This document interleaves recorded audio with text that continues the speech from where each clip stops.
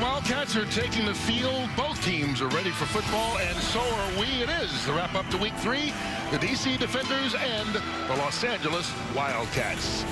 Come on inside the broadcast booth and stay a while, folks. I'm Kurt Menefee alongside the newest member of the Seattle Seahawks, Greg Olsen. This is going to be fun working with you today, brother. Can't wait. You know what? You got two teams right now, DC at 2-0, LA at 0-2, that early in the season are on different paths. Yeah, and I think everyone within this LA organization, while they're disappointed at the 0-2 start, I think they feel the answers are on this team. They're in this locker room. Coach Winston Moss told us in our meetings, hey, we've addressed a lot of things. We've identified what our problems are, and we feel like we're at any moment here, we're going to kick off things the right way. And if they're going to do it, this Week 3 matchup against the DC Defenders is, of course, a tough opponent to try to get back on track. Not only are they probably the most balanced team in the league, they could arguably be the best team in the entire XFL, and I'm looking forward to seeing them play today. Well, you got a team that's playing really well, led by a quarterback a lot of people know in Cardell Jones. Yeah, I think Cardell Jones, when you start looking around the league at MVP candidates, of course the Houston Roughnecks quarterback P.J. Walker, he's kind of taken the league by storm. But not far behind him is Cardell Jones. Pep Hamilton couldn't say enough great things about him yesterday in our meeting. He's big, he's strong, he's more athletic than people give him credit for, and he's leading the league in passing. He's leading one of the most prolific offenses in the XFL, and he's a lot of fun to watch, and I think today will be no different. Another guy who will be fun for us to watch, well, this is kind of a homecoming game for him. Probably not the way the LA Wildcats want, because Anthony Johnson was a member of the Wildcats at the start of the season. In fact, if you go back to Week 1, Johnson not only was on the team, he was the defensive captain, but he was traded after the opening game, sent to DC, showed up 15 hours after he got there, played a football game, had a sack and a half, and now in his second game gets to come back and face the team that traded him away. And Johnson is standing by right now before kickoff with our Jenny Tabb. Jenny. All right, Kurt, thank you. Anthony, it has been a whirlwind week for you. And just for you, going into this game, facing your former team, take me through the mindset and really how the week has been for you, getting acquainted with your new team. Honestly, it's been a big help. Just getting the camaraderie with my new teammates, letting everybody know that I'm falling in place and not trying to be egotistical, just be a team player, and that's what I've always been and will always be. So this week has been a big help for me. Pep Hamilton made clear to us that with a player like yourself, you got one job, and that is to affect the QB. How do you do it today? At the end of the day, however, I need to get the scratch crawl, jump over somebody. I'm going to get to that quarterback, so they better watch out. We're going to be watching you all day, and I'm loving this. Oh, I got to let somebody know. I told you I was bringing out that crystal today. I'm not too flashy, but a little dashing. You hear me? I got y'all today. I love it. Thank you. Good luck. Jenny, appreciate it. Well, certainly a guy with personality, but also a heck of a football player. This guy played in the NFL for quite a while and actually was about 100 pounds heavier when he played for the Miami Dolphins. Now, slimmed down, playing linebacker. He is ready to go, as are we. Fox Bet says the Defenders are 8.5-point favorites right now, and the over-unders at 44.5 points. Now, the LA Wildcats will get things started off here with the kickoff that a lot of people seem to like here in the league, Greg. Yeah, we got our first kickoff return for a touchdown. Anybody that checked out the New York and St. Louis game, St. Louis did a little trick play reverse for the first kickoff return, and I think it's been a nice play. I think the change has been very well received. All right, so Josh Johnson will start at the 29-yard line. A lot of football fans are familiar with him.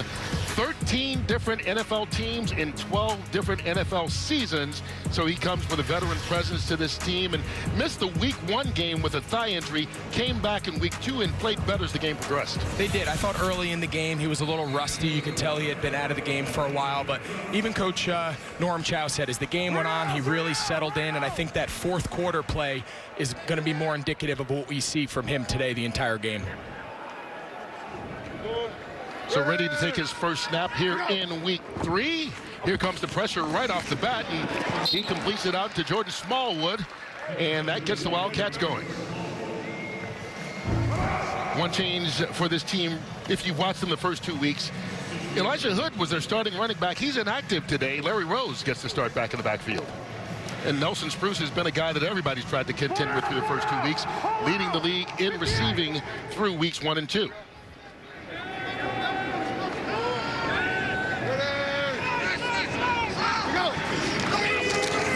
Working out of the shotgun on second down. Johnson over the middle of the field, and the tight end, Brandon Barnes, makes the catch right at midfield, and that's a first down. Right on cue, Kurt. You know, obviously I'm a little biased towards the tight end. You'll see Barnes here lined up on the right side. He just runs a very typical just square in pass route. Nice job by Josh Johnson hanging in there, delivering the ball. DB almost was able to undercut that.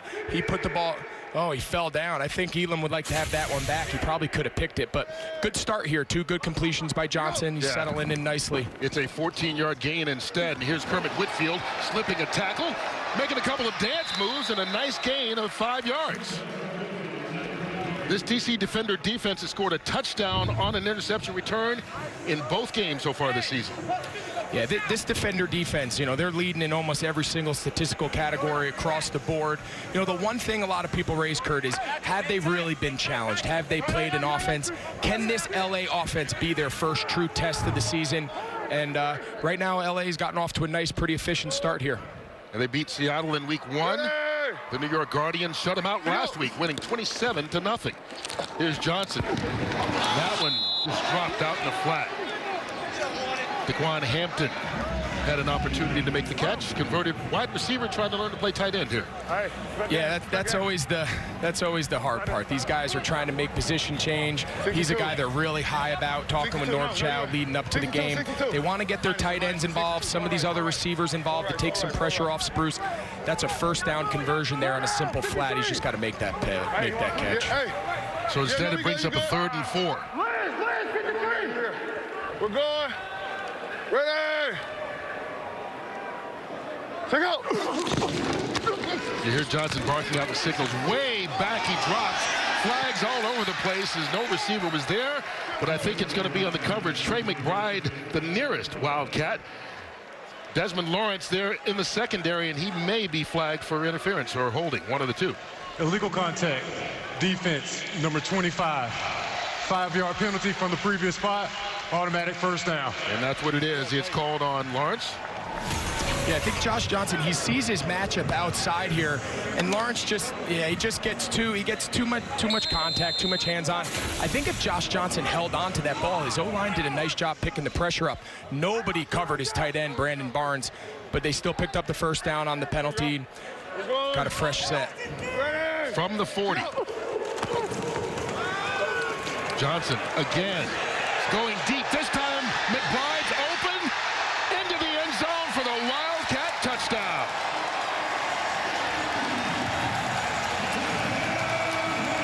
This is the Josh Johnson that Norm Chow and Winston Moss and this whole LA organization envisioned when they made him their first selection to be their quarterback and lead this team. They're utilizing his athleticism, using that run game, play action. He pulled up, and a great route by McBride. Kind of ran a double move. Great opening drive. We talked at the opening of the show, Kurt, about trying to establish themselves and find their rhythm here and bounce back in week 3, and they couldn't have asked for a better opening to this game. Yeah, 40-yard touchdown reception, and they're lining up to go for 2. You see the numbers here, and this is up through the 3 games of this weekend. Team's doing better going for 2 than 1 even.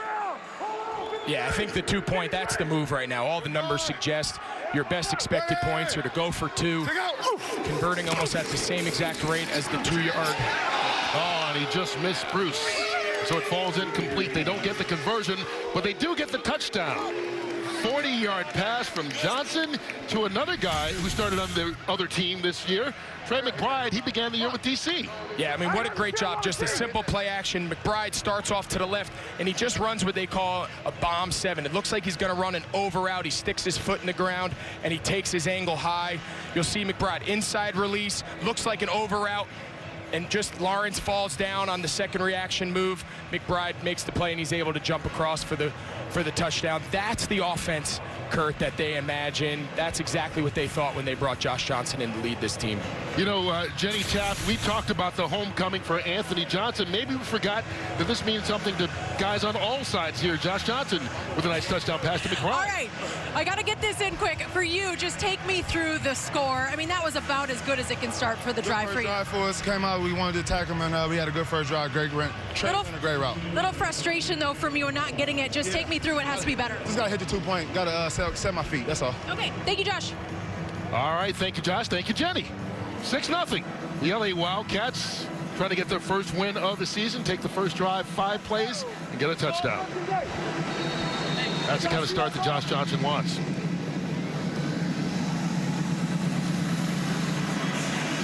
So Nick Novak will be set to kick it off, and the defenders will touch it for the first time.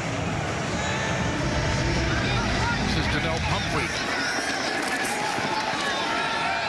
And Pumphrey getting around the edge. Good return by Donnell Pumphrey. Going to be good starting field position for Cardell Jones and this DC Defender team. And you talked about him in the open and the numbers that he's put up so far in this season. And he's a guy who comes in with the pedigree out of Ohio State, having won a national championship. And all this guy has done is win. I mean, and I think the best way to really sum up his career, I thought Coach Pep Hamilton really put a great button on it yesterday. He said this is really the first time since high school that he has had a team from day one that was his own. He's not competing with someone else. He's not waiting for someone else's time to be up. And I think we're going to see him continue to take advantage of this opportunity this year. They have him hand off here on first down, and Donnell Pumphrey picks up 4 yards on the run. Hey, chaos, chaos, chaos. Chaos, chaos, chaos. Chaos, chaos. Line up on the hip. Line up on the hip. Chaos. Chaos, chaos. So chaos, you see they have their offensive linemen split out, right? Here's an offensive lineman and ineligible. They only have 3 interior linemen. They did this last week, and they actually lined up wrong. Trust. We'll see if they come back in. So here's a tackle. Here's a tackle. Hurry. Let's go. They're going to snap the ball from that. Cardell hit as he throws, and that ball falls down incomplete. Roderick Henderson laying the wood early. Yeah, I'm not sure that's exactly how Pep drew this up, Coach Pep Hamilton. That's a look that they gave. You see, this guy just comes completely unblocked. There's got to be some sort of hot route, some sort of adjustment. Cardell just stares down the field looking for the big play. You got to understand what you're trying to do with that unique look and realize you don't have your typical protection. Well, it proved to be chaos, just on the wrong side. Jones in the shadows. Oh, that one's picked off. Arion Springs with the interception. And we didn't even get to the fact that this LA Wildcat defense comes in last against the pass, missing their starting 2 cornerbacks. But so what? Arion Springs steps in and gets the interception. Yeah, you'll see they run a sprint out. You got a speed out by the outside guy, and they try to run a corner, and Springs does a great job playing both guys. What the offense is trying to do there is they're trying to, if he gets too much depth, we throw it to the underneath guy. If he jumps the underneath guy, we're going to throw it over his head. Springs played right between the 2. Cardell kind of threw that ball off balance. And what, as you said, filling in for arguably their best player, Harlan Miller, out due to injury. What a great start by Springs. What a great start by this entire LA team. This is exactly what Coach Winston Moss had in mind when he told us this was the week they get things going. All right, so they take it over at the 42-yard line. They fake the handoff.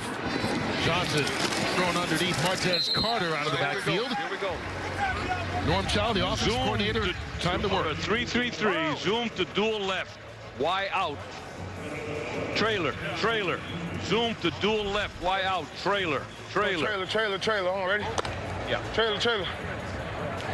19. All right, 4 down. So they're going to motion here. They're going to end up in a 2-by-2 formation. One of these 2 guys is going to motion across the screen. Right, so that's the zoom that you hear. Here's the pitch. First run of the ball game for LA. And Larry Rose goes nowhere. Elijah Qualls with the stop. All right, here we go. Dual right, Stove Rachel. 3-3 nickel. 3 Nelson. Dual right, Stove Rachel. Dual right, Stove Rachel. 62 Stove Rachel on the red. 3 seconds. 62 Stove Rachel. It's kind of a cool insight to hear some of their code words. All right, 4 down. Sometimes it's hard to know exactly what it is. Rachel could mean 1,000 different concepts. Take out. Johnson under pressure, lofts that one. Rose out of the backfield again. No gain on the play. Jonathan Celestine there to sniff it out. What a great play there. When we had a chance to sit down yesterday and kind of talk about this DC defenders, the one guy they pointed out was Jonathan Celestine. They said he is the most athletic of our linebacking group. You saw him there closing that space. They have this screen set up not too bad, but Celestine, just his explosion, his speed was too much for the lineman to get out in front. That's a big stop here by this DC team to kind of catch their breath and get another possession following the turnover. Heck of a stop. After the interception, The defense holds LA to 0 yards, and so Shane Trabuca comes on to punt it. Eli Rogers back deep. Makes the fair catch. And it'll be the second time we see Cardell Jones hoping for a different outcome than time number 1. Pep Hamilton, not only the defender's head coach, he also calls the plays on offense. I don't think this last throw went the way he drew it up.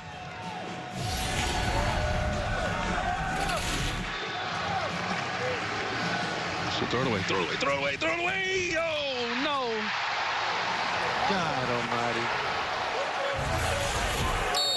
And so Cardell Jones threw the pick, much to the dismay of Pep. Yeah, Pep kind of saw that thing from his vantage point kind of unfold in real time. And these coaches, they live and die with every play, every decision. That's a decision that Cardell learned from, and he'll want that throwback. But he's got a long game ahead of him. He's got to just stay the course, execute as he has the first 2 weeks, and this defender's offense will figure their way through. And so now they start off running here on the second series. Donnell Pumphrey on the run, picks up 8 yards. Let's go, let's go. And that's only the second turnover they've had all season long. This is the third game. Hurry, hurry. Let's go. This time Jarrell Presley comes in, not only gets the first down, oh, he took a shot on his knee, stayed up, gets out to the 30. Ahmad Dixon hit him low and brought him down.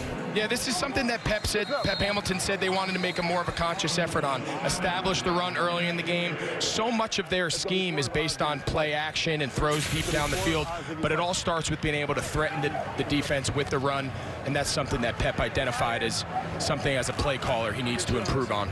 There's still an injured Wildcat down as Latarius Brady, the defensive lineman, has yet to get up. An obvious pain there.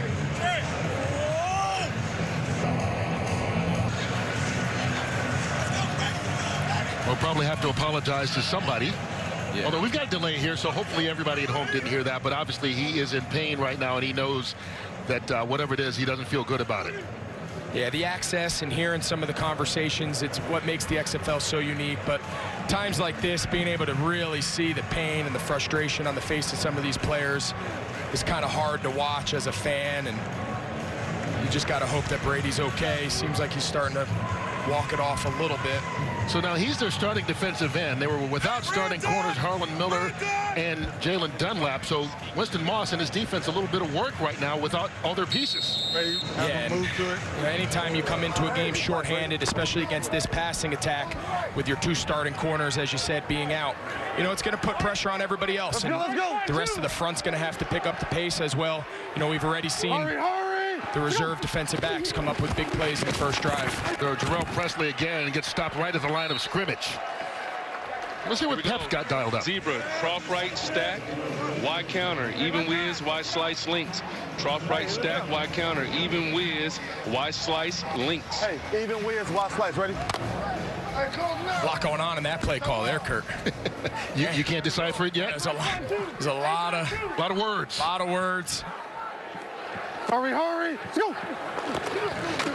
Here's the draw play, and that's Donnell Pumphrey. And I tell you what, this LA defense is swarming to the football today. Cedric Reed on the stop there. They have. In week 2, you know, been kind of well chronicled throughout the league. Winston Moss took back over defensive play calling duties, got rid of Pepper Johnson the first week 1, and I think they're starting to take on the identity of Coach Winston Moss and kind of his vision of what he wants his defense and his entire team to really look like. And last week you saw some of those improvements, and so far they've carried over here into week 3 against DC. 3rd and 7. Jones pumping. Didn't get enough on that football. Intended, I believe, for Eli Rogers, who's the nearest guy over there, but instead they'll be forced to punt. I'm not sure if Cardell's just caught off guard, or if that Winston Moss and this defense is just showing him different looks that he wasn't prepared for. But early in this game, not only just the pick, he just seems out of sorts. He seems like he's double clutching. He's not seeing things real clear. All right, you good? Let's go. Get settled. We're all right. Let's go. You hear Coach Hamilton telling him, relax, settle down. You're going to make some adjustments, but he needs to find his rhythm and kind of capture some of the magic he's had early in the year, because he's gotten off to a little bit of a slow start today. Kermit Whitfield called for the fair catch, and there was contact made, and so that will draw flags and give him extra yardage. I think Elijah Campbell was the guy who ran into him. Okay, all right, come on.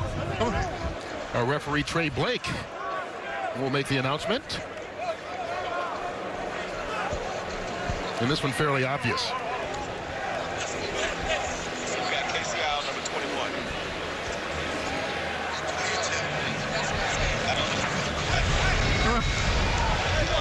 So we got two fouls, both on the kicking team. Both on 28. All right, so do you have them blocked the two? Okay, all right. It takes a village. Decline an eligible player downfield, and we're going to take the KCI, what, number 28?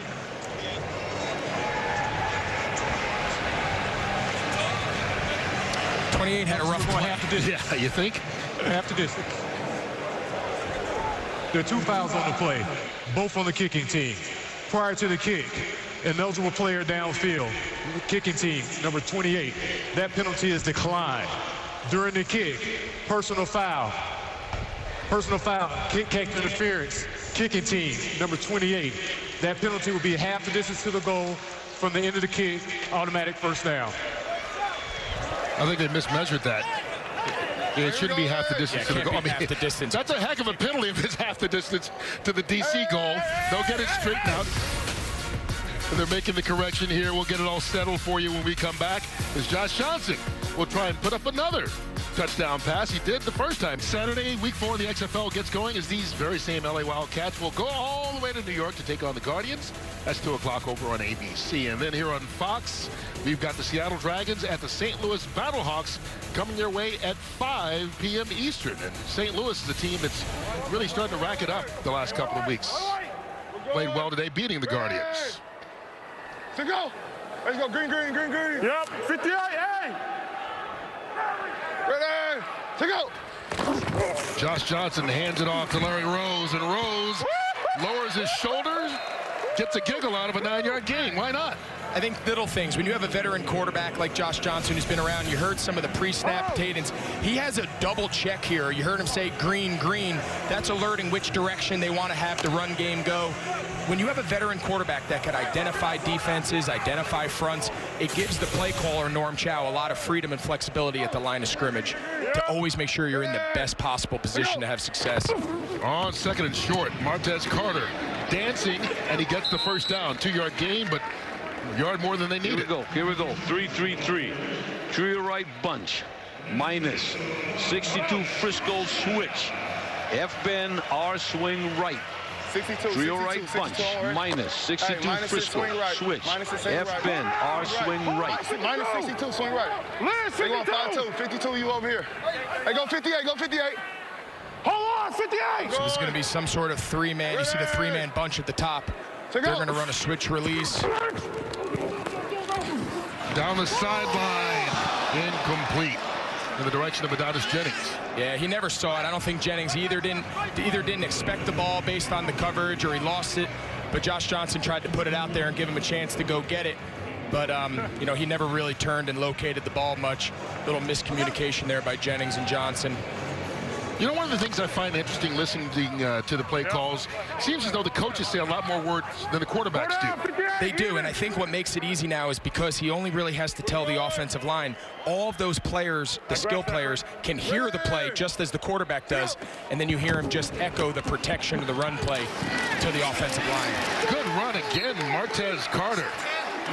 Gain of 8 on that play, and we talked about how LA swarming to the ball on defense. On offense, they're running it with abandon, more so than they have all year. They have, and again, Elijah Hood, he was one of their, you know, first skilled draft picks, a kid that I played with, Charlotte local kind of phenom high school player, has had a tough first couple weeks, has had some trouble with ball security, something that Winston Moss and Norm Chow said that they've really addressed across the entire team. And you know, you see these backup running backs making good opportunity that they have here.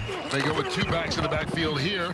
Johnson fakes the handoff, scrambles back to the line of scrimmage, and that's about it. Scooby right on the tackle.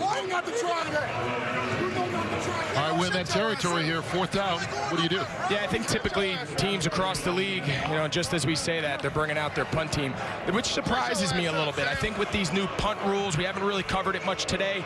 Touchbacks, Kurt, you bring the ball all the way back out to the 35. So, because the guys are really worried about kicking the ball out of bounds, kicking the ball into the end zone, so they end up just kicking it straight up in the air. The net punt is not what teams are typically accustomed to seeing. There's a flag already. 12 players in formation. Kicking team. 5-yard penalty, still 4th down.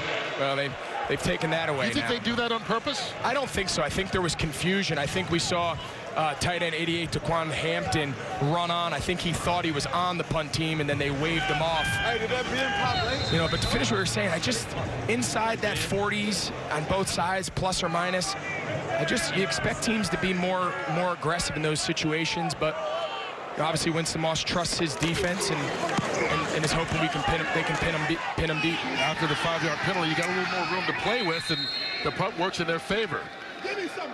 Eli Rogers with a fair catch at the 15-yard line, and so that's where they will start. And another receiver for the DC Defenders, Rashad Ross. Yeah, he's another guy who was traded away. He was traded away, actually, for Trey McBride, who made the touchdown catch earlier. And this week he made sure everyone knew on Twitter that this is personal. They got to feel me. Well, we will find out if he can do some damage here as we get towards the end of the first quarter. This game's been personal for a lot of guys who were traded between these two teams. It has, and it's nice to see guys be honest, right, and not just give the cliche answers. These games definitely have new meaning when you used to play for the other side. Donnell Pumphrey out of the backfield, and he gets back to the line of scrimmage, and that's about it.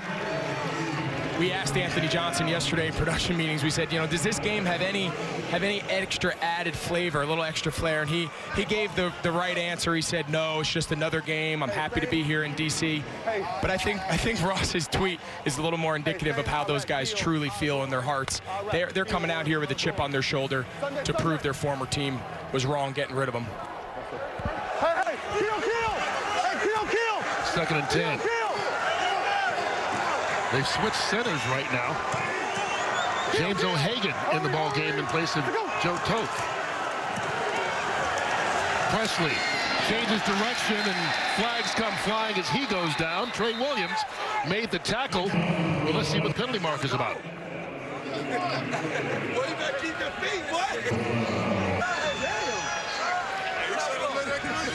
Holding. Offense, number 75. That penalty is declined. Result of play is 3rd down.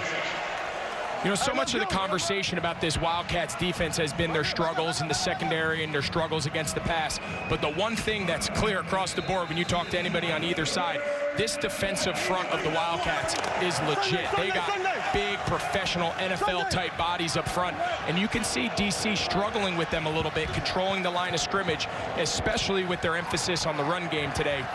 They're going to have to reestablish that line of scrimmage to have success as the game unfolds. Well, they haven't done it thus far. Still early, but we will see as Cardell Jones. That was picked off. Mike Stevens with the interception. These two backup corners starting today already each have a pick in the first quarter. Yeah, and again, it just doesn't seem at the top of his drop that Cardell has a lot of confidence and feels clear about where to go with the ball. You see him here, he kind of double clutches. We're going to get a great view here of kind of what he sees. You see him kind of double pat, and he tries to bring his receiver away from that Mike linebacker. So 57 is the cover 2 dropper, and the nickel here, Stevens, he's what they call it poaching. He's poaching the inside 2 receivers, reading the quarterback's eyes, and Cardell came out staring down his inside receiver and allowed Stevens to undercut that and make a great play on the ball. What a great start by these reserve DBs here for the Wildcats. Giving LA the ball at the 28-yard line. Martez Carter. Good run on 1st down, gain of 9. Cardell Jones had 1 pick in the first 2 games, only 1 turnover entirely for the DC offense. They've already thrown 2 here in the first quarter. Yeah, so much of the success or the struggles of both these teams, taking such different parallel starts to the season was turnover differential. DC, as you mentioned, was +5 on the year, and LA came into the game through 2 weeks -1. And today we've seen them entirely flip that on its head. Martez Carter doesn't get much before Jay Bromley makes the stop. After the last interception, LA unable to take advantage of it. Cardell Jones throwing those 2 picks, hoping that the same result happens this time around if his defense can rally here on 3rd and 1.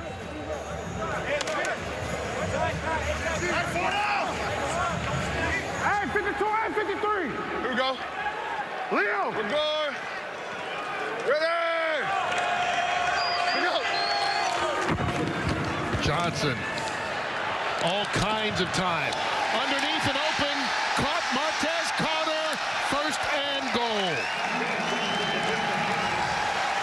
Great job by Josh Johnson. His initial read wasn't there. He came out, tried to find his tight end, just bought some times, rolled right, and Carter's running back does a great job coming out of the backfield.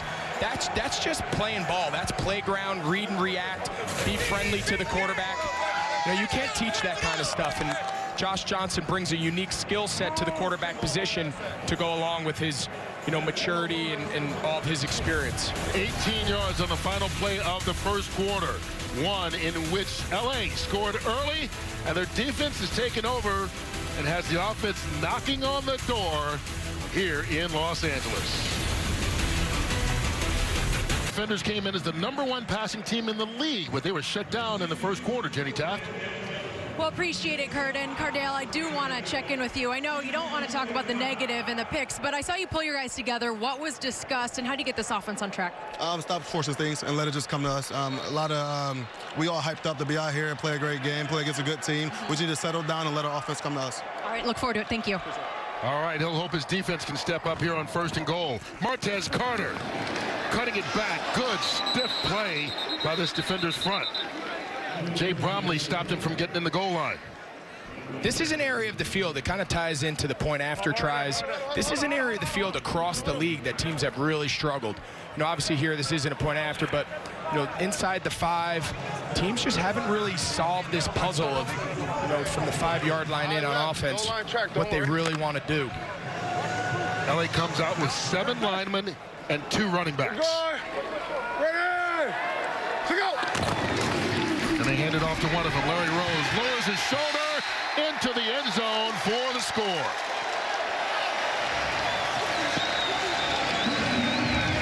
Well, there was no mistake what LA wanted to do. They felt that they could run the ball right at him, as you said. 2 running backs, 7 offensive linemen, and a great job by Rose. You know, they didn't block everybody, but sometimes on the goal line they tell a running back, hey, that guy belongs to you. You got to run him over. We'll get everybody else.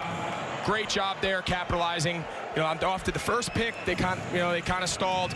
Then after the second pick, this LA Wildcats offense was able to get points on the board here and have a chance to go up 2 scores.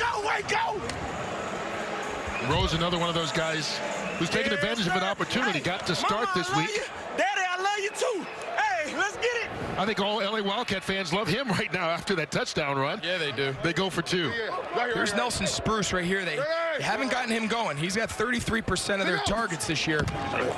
Here comes the pressure. Him going. Screen play. Carter. Got it. 2 points added on in LA. He's got a 14-0 lead. You can't say enough about this running backs group.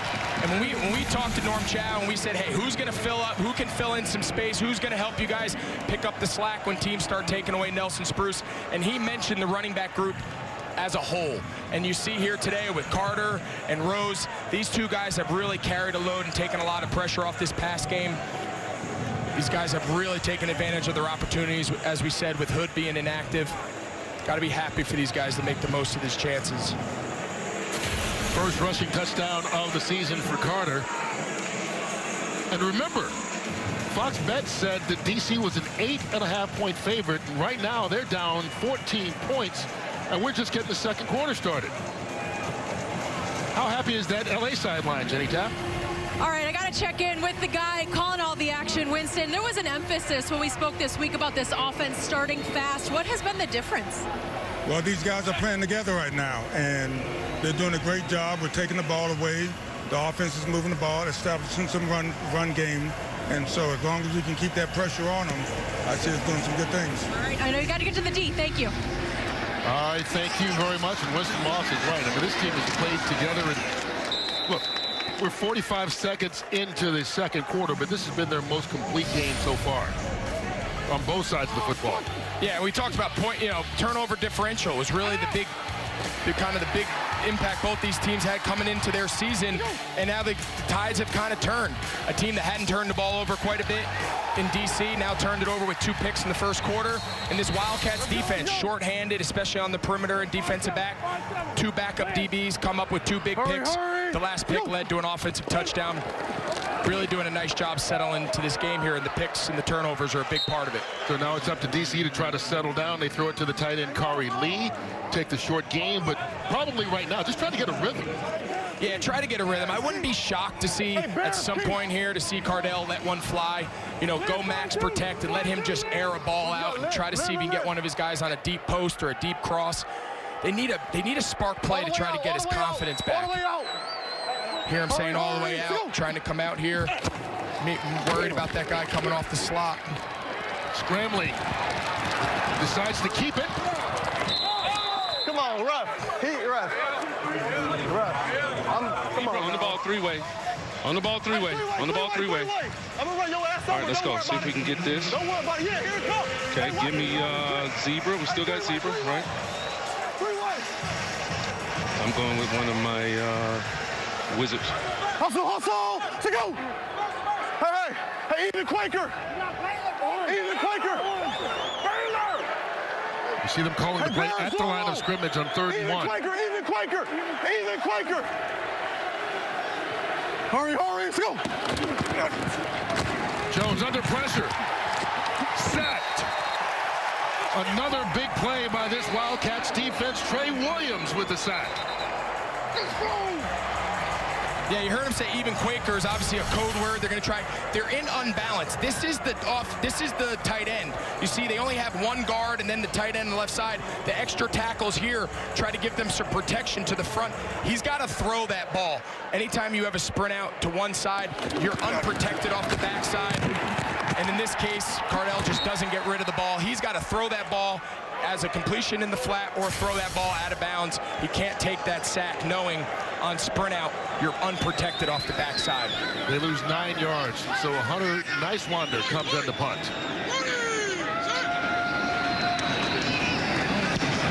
Gets it off cleanly. There's Kermit Whitfield backing up. Now going forward down the sideline. He thought about it. Reversing field. There's room to that left side if he can get there.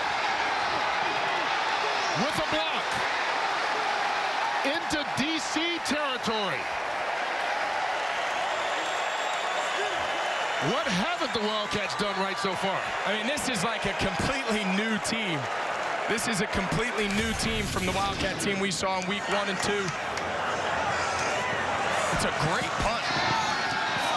You see Whitfield set it up. It was supposed to be a sideline right. And you can't coach that. Whitfield, just his vision, his speed, getting on the edge. And look at his guys chasing him down, selling out for those extra blocks. They have come out, all 3 aspects of the game. Offense, defense, special teams have all impacted this game today. And everything Coach Winston Moss told us during the week, they've identified their problems, identified the situations that need to be addressed, and it's clear that the message was received. That was a 41-yard punt return by Whitfield. Gives him the ball at the DC 42. Here's Johnson with time, middle of the field. Off the fingertips of Trey McBride. Oh, McBride has him beat. Would have been his 2nd touchdown of the game. What a great ball. Just a big, deep post route by McBride. Gets a clean release, runs right by the safety and corner. Just kind of short arms it. He didn't fully extend for the ball. You see how his elbows are bent. Oh, man, that's one that McBride wants back. Josh Johnson thinks he has 6. Don't be surprised if they dial that back up again at some point in this game. Yeah, he was open. Here's Martez Carter. There it is. Carter fights his way out to the 35-yard line, gain of 7. Dual right stack. Dual right stack. Dual right stack. 62. F option. 62. F option. Dual right stack. Go to 3. Or get Nelson on the option route. So you hear him talking Nelson. That's Nelson Spruce, you're going to see him at the top of the screen in a stack. This is him, so that's the stack of dual stack F option. 15 is going to probably try to, McBride's going to try to run these guys off and isolate Spruce on an option route, try to get the first down. They pick up the blitz. And nice job of breaking up that pass play. Carlos Merritt coming in there to swat it away. Yeah, he decided to go look at Barnes, the tight end, again. I thought he could have just stayed at the top. Anytime on third and medium there, when a coordinator identifies an option or a two-man concept, especially to a guy like Spruce, typically the quarterback gives him a chance to win. He's got a two-way go on the option route. I wouldn't be surprised if maybe they come back to it. Spruce has been their most sure-handed and efficient player all season long. They need to get it to the 32-yard line here to keep the drive going. McBride does it. And a couple of more right on top of the 30. First down. Pretty easy there. So on the first option route, McBride clears it out. On this one, you'll see Spruce run a wheel route to clear the coverage, and McBride, he's just running first down depth, turning, friendly. Quarterback puts the ball down. He's just got to go down and secure the catch for the first down. Those two-man stack concepts make McBride and Spruce give a coordinator and a quarterback a lot of options on what they can do with those two guys out of that alignment. Ready! Hey, easy. Hey, time out. Play clock was winding down. It was 2 seconds No, the left tackle jumped when he said easy. 2 seconds left. You see Johnson trying to argue that he called a timeout before the play clock hit 0. I think his left tackle jumped. Who? Okay. Prior to the foul, timeout, Los Angeles, their first of the half. And so they give it to him. 30-second timeout. He gets the timeout, prevents the penalty, stops the clock, and it keeps what is a good drive going after the big special teams play. Set them up into DC territory. Can they take advantage of this? They've done everything else right so far. Well, standing at the opposite ends of their respective divisions, DC and LA showing us why they play the games. It is 14-0 in what has been a dominant performance thus far by the LA Wildcats. We're still early in this second quarter as they lead at 14-0, looking for more. Ball's on the 30-yard line. Kurt Menefee along with Greg Olson and Jenny Taft coming your way from Los Angeles. Ready! To go! Reverse. Whitfield looking for a block. He gets it from his quarterback, but it's not enough. DC doing a good job defensively on that play, not being fooled at all. Nice job. I thought when they first started it from here, it looked like they had something brewing. Josh Johnson was out on the perimeter, but a great job. Desmond Lawrence, the corner on the top of the screen, did a great job staying home, and you can see him coming in. He's coming out of the left side of your screen. There's Josh Johnson's great block. What a great block. You see Lawrence coming up here, forcing the play. Thought they had a little something on the reverse, but nice job by DC staying home on the backside. Yeah, Lawrence is still down on the field. Drinking, can we say Gatorade? I wonder if he's cramping. That's what I'm saying. That's what it looks like. Seems a little early in the game. It's 65 degrees. Yeah. No humidity. He's pulling back on his toe. It seems like he's cramping. Well, when they bring you the energy drink out and you start drinking it right away and you start stretching your legs, that's usually what it means. But as you said, I mean, this is Southern California. It's actually cool here if you live in LA. 65 degrees this time of year. But I guess compared to what they're used to in DC, I guess everything feels warm. But he's jogging off the field. He should be fine.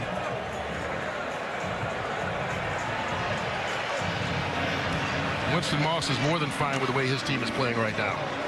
So much adversity through the first 2 weeks. On the scoreboard, you mentioned Pepper Johnson, defensive coordinator, was fired. They traded away players. It just seemed everything was going wrong, but they have settled down and today are performing well. Martez Carter with a run on second down. What impressed me from just hearing Coach Winston Moss just address their struggles the first 2 weeks, as you said, they've had a lot of, kind of turmoil, coaches, players, moving parts. But the one thing he was real confident and adamant about was that they could get it fixed. And he obviously, he looks like a fortune teller because everything he said to us all week has come true, at least through the first quarter and change of this game.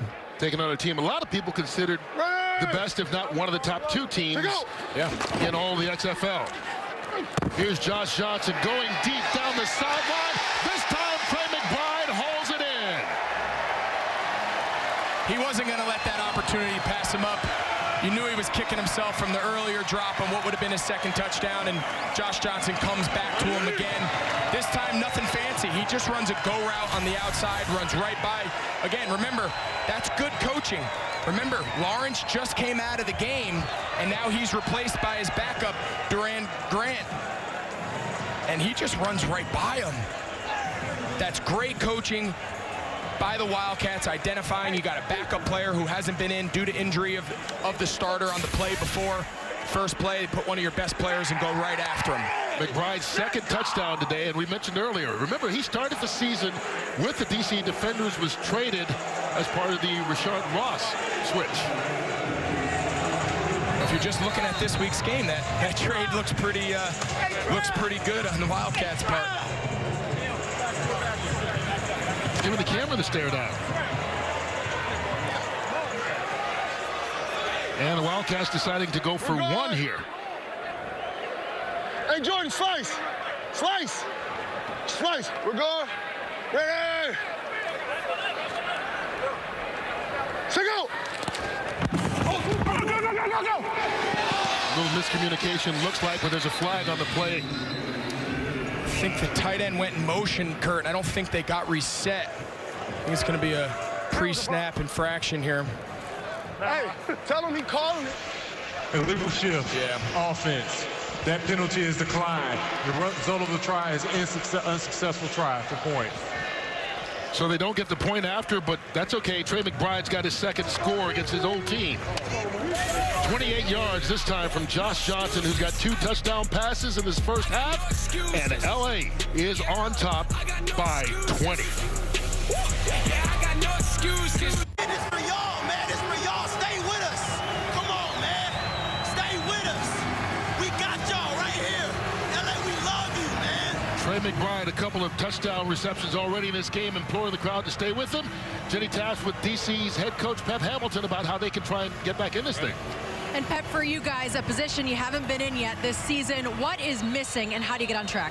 We got to make some plays on first and second down on offense, stay out of third and long, and just really take it one play at a time. There's no 20-point touchdown, so we got to focus on winning each play. Okay, thank you for the time.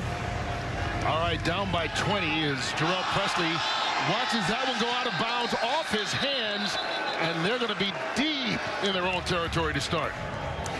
Yeah, sometimes, Kurt, when it rains, it pours. They can't do anything right. They can't even return the kickoff right now. You see Presley tries to take it off the bounce, takes his eyes off it. Not only does he muff it, he ends up knocking it out of bounds at the 6-yard line. So we're going to make this a little more difficult than it already was, being down 20, now having to go 95-plus yards. But Cardell's got to find a way to get in rhythm. You heard Pep say there's no 20-point plays.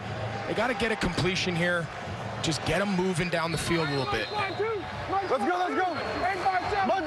Monday. This look here, they love running the ball, but they love deep play action. At some point in the game, point in the game after they establish this run, he's got to put the ball over the top. Hurry. Go. From the 7, Donnell Pumphrey. Ball comes out, and DC recovers. Right now, DC is just trying to hold on. They are. They're really struggling right now. You heard him check out of it. He has a really run-friendly box. They just run a basic downhill gap-type scheme. It's a great run. I think he's down, so they'll lose the yardage. If they take a look at this, he would lose that yardage of the advanced fumble, but they might be letting the play stand. Wizard, rattle, under Dixie right. Wizard, ready? Rattle, Wizard. Dixie right. Yeah, Wizard. Just a lot of confusion, Kurt. They can't get a play called. They gotta just settle down. Hey, Rashard.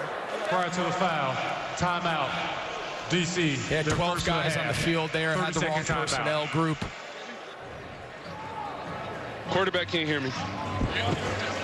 Wideouts, can you guys hear me? You can? We're on that game. 1, 2, 3, can you hear me? No. All right, this is what we got, okay? Expect cover 2. on the toes of that safety. We'll go under Dixie right, odd wizard, F rattle, Z-rib corner. Z-rib corner, be mindful. Nothing's there, you take it down. All right, under Dixie right, odd wizard, F rattle, Z-rib corner. Can you hear me, guys? Obviously some issues with the communications and the helmet there for DC right now. As you said, everything going wrong for them at this point.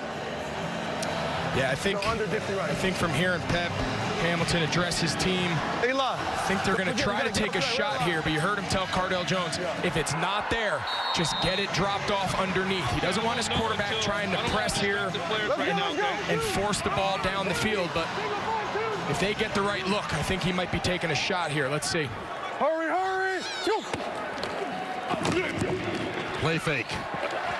Jones wants to go downfield, but can't. Pulls it down, runs with it. Rough slide, but he does it right across the first down marker.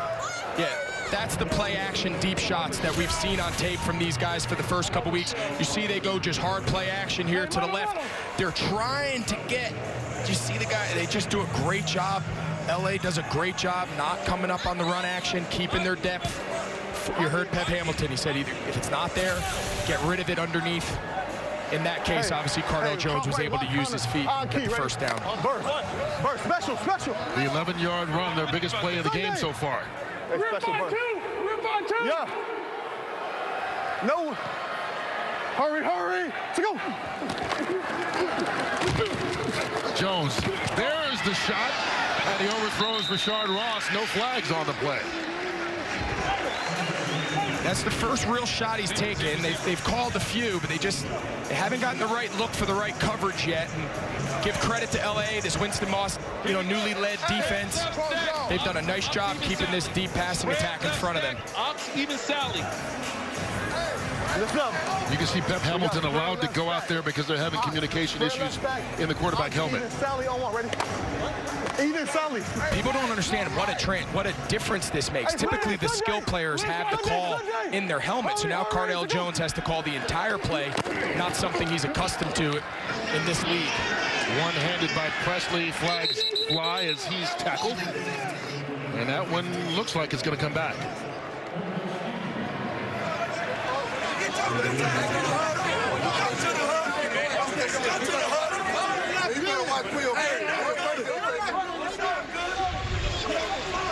You think LA's feeling it right now? You can see there's no love lost between these two teams for some reason. Offense, number 15. That penalty is declined. With all the play, it's third down. Seems like after every play, LA's defenders are in their face telling them some things we can't repeat on air, but their attitude, you take on the attitude of your coach. Winston Moss, an intense guy, disciplinarian, gets after his guys, and Scrappy dog. Obviously his team is responding to that approach right now today. You got a dog in his own buzz. Let's go. Blue lining. Play hard. Here's Jones on 3rd and 12. That's the tight end Kari Lee. And Lee gets out to the 35-yard line. They're 6 yards short, and so they're going to punt. You just can't say enough about this Wildcats defense. When we watched them in week 1, they really struggled. There was blown coverages, guys out of position, missed assignments.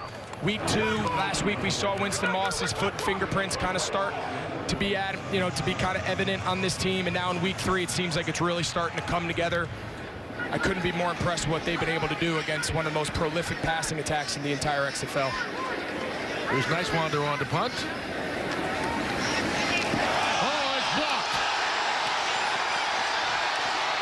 And LA recovers inside the 5. Jack Tocho.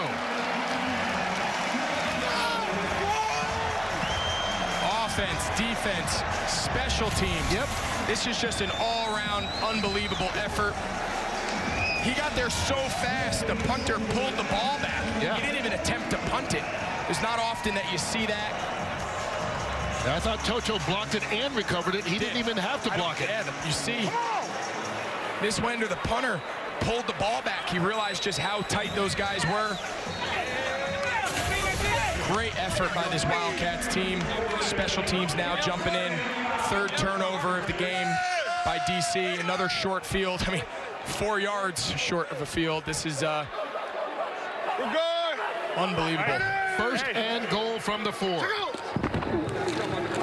The up back, Martez Carter fighting.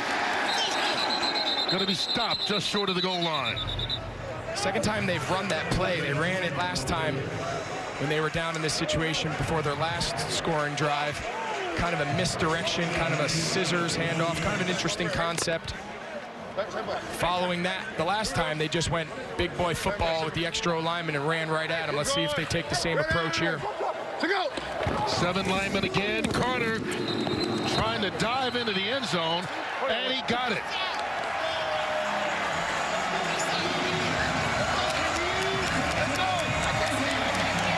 Martez Carter, his second rushing touchdown of the game. This has to feel so good for these guys. Everything, how the first 2 weeks went. Again, that scissors action. See Scooby, oh, he lost the ball. I guess they're saying he broke the plane. Yeah, it was on the other side of the goal line, it looked like, when it came out. You got to be happy for these guys. In front of their home crowd, been through a lot, had a lot of, kind of turmoil for the first couple weeks of the season, but hats off to Winston Moss and his entire staff. I love you, Vaughn and Mario. Talk about circling the wagons. Pretty incredible. 3 turnovers. The last 2 turned into touchdowns. We're going. Ready. Say go. Now for the 1 point. And they get it again. Larry Rose. And it's now a 27-0 Los Angeles lead. Just, again, the run game down by the goal line has been kind of the Wildcats staple. That's what they've gone to back time and time again for the point after tries and for their scoring touchdowns. Just an all-around great effort. Starts with the guys up front. Getting a great effort by the running backs. This is just complete, total domination by LA today. I got you. Jenny Taft. Hey, go get a break. I'm about to be right back on the field. Appreciate you. Go give me the ball. Go give me the ball. All right, Martez, I know there's a lot going on here, and I'm hearing you're Mr. Excitement. Crowd pleaser. Crowd pleaser. Just take me through what has clicked for this group. You guys, this is a whole different team we're seeing today. Oh, well, the coaching staff came down and they just said that, guys, we got to change this thing around, and that's exactly what they did. All week we just been prepping all week. We staying extra late, getting up extra early, and we really dissected this team. I appreciate the coaching staff, Josh, and everybody just for cracking down on those guys. And we've been in meetings all day and all night just preparing for this game, and it's showing up. And it's going to continue to show up for the next 2 quarters and the third. Okay, no pressure, but I hear you can do a backflip. What's it going to take for you to put it on display? Give me one more in the box. Okay, one more in the box. I'll come back. One more in the box. All right, thank you very much. He's looking for one more touchdown. Hey, the way this thing has gone so far, it's not out of the realm of possibility. This has been all Wildcats as DC tries to get a good return from Presley to get something going. Remember, DC came in having turned the ball over once in their first 2 games. Yeah, and that's been the story today. It started with the 3rd down pick. Cardell, you heard Pep telling him, just throw it, eat it, through the pick. Forced this one into zone coverage. And then, of course, the punt block. I mean, they got through so clean. I don't even know if it was technically a block as much as it was just a fumble by the punter. Just an all-around dominant performance by this Wildcats team today. Yeah, 3 turnovers by DC, and now they've got a running back running into his own lineman. Destinell Pumphrey. They're going to have to open it up at some point, I know. Well, I was going to ask you at this point, do you open it up and try and get some points here, or do you kind of just try and settle down and take what you can before you get to halftime? I know, I think you got a player like Cardell Jones. I know today he's kind of been struggling a little bit, but you know what kind of player he is. Been one of the better players in the league through the first couple weeks. I think you got to put this game on his shoulders and say, hey, we got a 27-point deficit here, a little more than a half to go. You're going to have to be special, bud. Well, he scrambles here on 2nd down. It'll be 3rd and 4. I think you find yourself down 27 in the first half, Kurt. I think your game plan kind of goes out the window a little bit. You can only stay so committed to the run. You can only stay so patient. yes, one play won't bring you back, but the way this game has been going, I don't think 27 is where LA is going to finish on the scoreboard. Hurry! Here's Jones. He's got time, pumps, brings it down. And he runs it before being forced out of bounds by Ahmad Dixon. You better bring it. Tell you, Dixon, this defense, they are flying to the ball, and they're letting, oh, you see them, they're letting Cardale Jones know about it. They are not backing down. They don't care that they haven't won a game. But when you're up by 4 touchdowns. They are flying. They're playing with a ton of confidence. I'll tell you, when you watch from this angle, we can really see the back end, and we can see the big picture. There's nobody open. Right. They're doing an unbelievable job on the back end. There is nowhere for Cardale Jones to throw the ball. And right now, I think he's starting to feel that and pressing a little bit. Look at the difference from the first 2 games to today so far. And their offense will get another shot at it. Nice Wander gets that one off. McBride backed up inside the 10.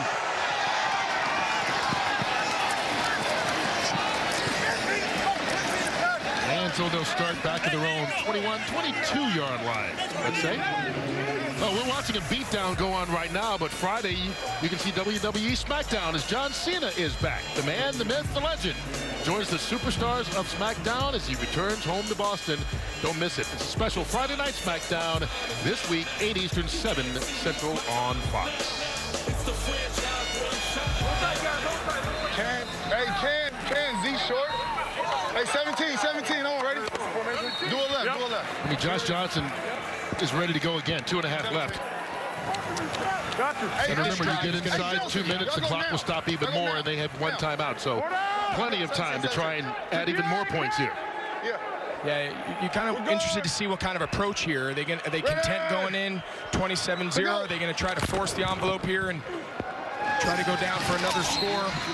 They stopped the run for a loss. Martez Carter. And Jameer Thurman with the tackle in the backfield. I think they're content, obviously, taking it to the 2-minute. But as you said, Kurt, with these new timing rules, 2 minutes now doesn't allow you to really run the clock like it used to. With the clock stopping, no matter ball inbounds or out, it just extends that final 2 minutes so much that teams really have to approach it with a different sense of urgency than they do under the more traditional timing rules. Well, it's been 28 minutes so far, and in those 28 minutes, Los Angeles has put up 27 points while giving up 0. Can they add more before they go to the locker room at halftime?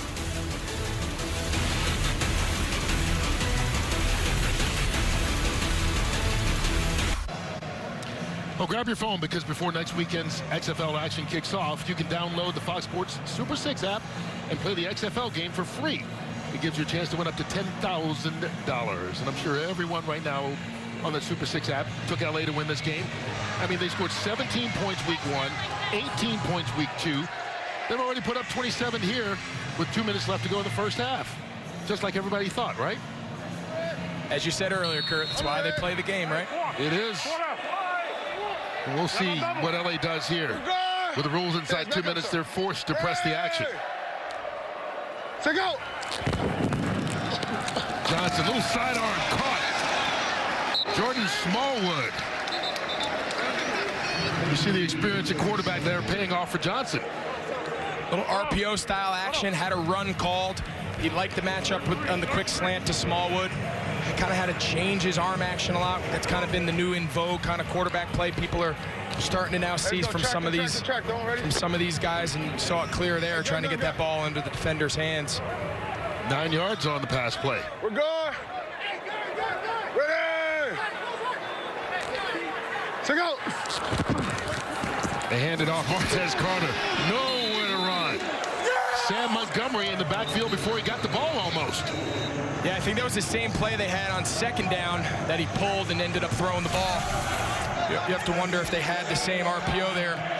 They got a receiver coming down. Actually, that's the tight end. He's the converted receiver, to tight end Hampton. Just a tough matchup there on the outside. He's not the guy they probably want in that position, setting the edge. They'd probably rather 82 Brandon Barnes, but Great play there. Defenders needed to stop, get their offense a chance to get something going here before the half. Try to press the issue and get on the board here before halftime. So they use that final timeout, but once again, we've mentioned inside 2 minutes, the clock will stop.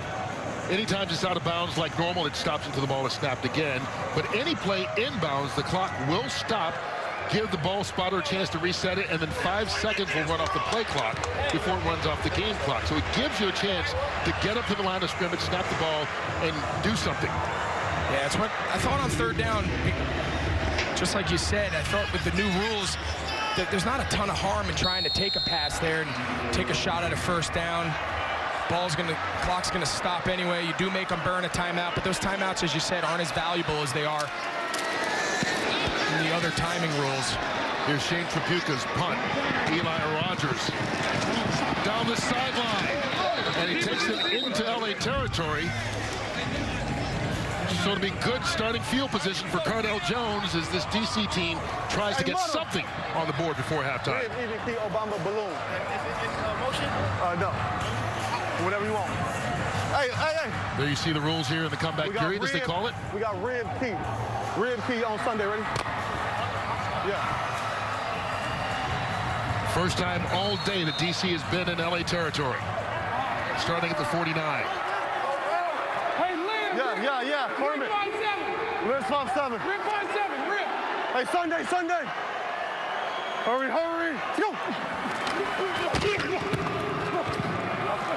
Jones fires to no one. Yeah. DeAndre Tompkins was the closest guy there, but they were about 10 yards apart. I think there's a little miscommunication there. I think Cardell Jones expected DeAndre Tompkins kind of flatten that route out towards the sideline. He kept it high. And as you said, that ball wasn't even close. It has been a struggle on offense all day long. As many turnovers as first downs. Hey, yeah, rip.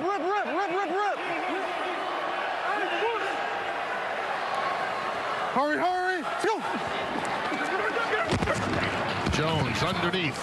That's Presley out of the backfield, but he doesn't get far. Jerome Copeland with the stop. After a short gain of 3 yards.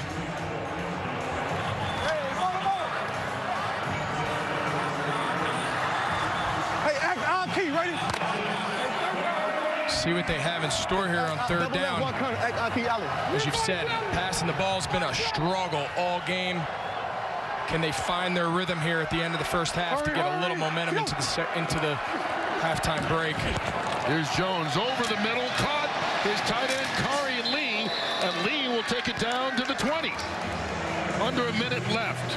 26 yards on that pass play. And DC first passing first down of the game. Now they got something going.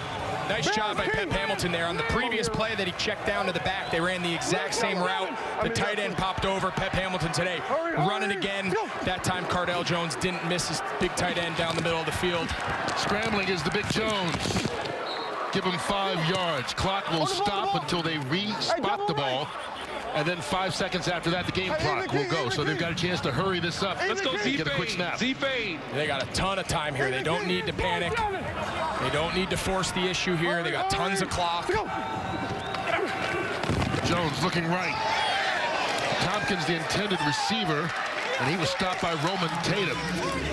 No flags anywhere. Yeah, the Mikes obviously picked up Z-fade.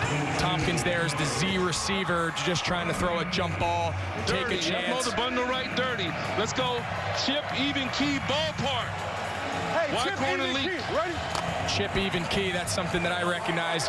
Pep Hamilton, who used to be in Indianapolis with our former offensive coordinator, Rob Chudzinski. That's a real common. The chip, we're going to chip these ends before we release on our break. Before we release. Key is the protection. Oh, it doesn't help. It goes in and out of the hands of his tight end, Donnie Ernsberger. Oh, it's a critical drop. He comes on the drag. Just keep running. Don't jump and just catch it with your hands. Oh, you see Pep's reaction there. He knew that's a... Yeah, we got that. It's just too easy at this level. That's got to be a first down conversion. We got it.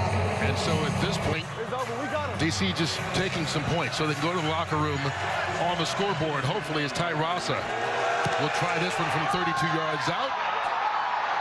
And DC gets 3 points. Plus, they get the ball to start the second half. You heard Cardale Jones come off the field, and he goes, we got these guys. We're good. We settled in. I think that drive, even though it only ended with a field goal, I think we saw Cardale Jones start to settle into the game. Pep Hamilton started to feel the rhythm of the game as a play caller. I like the body language Cardale Jones had there coming off the field. Offense has a little more life. Did you spray or straight still? Got their work cut out for him, but if anybody can do it, it's this defender's offense. Remember now, okay, on cover 2, that fade is a no-go. There's 2 people over there. The one thing you notice, they are down 27-3 at this point. Cardale is calm. Pep Hamilton is calm. These niggas. I swear to God, we got these niggas. We got these niggas. Hey, we got them. We got them. I'm telling you now, we got them. Hey, we about to tear their ass. All right, so LA will touch it one more time. They do have one timeout left.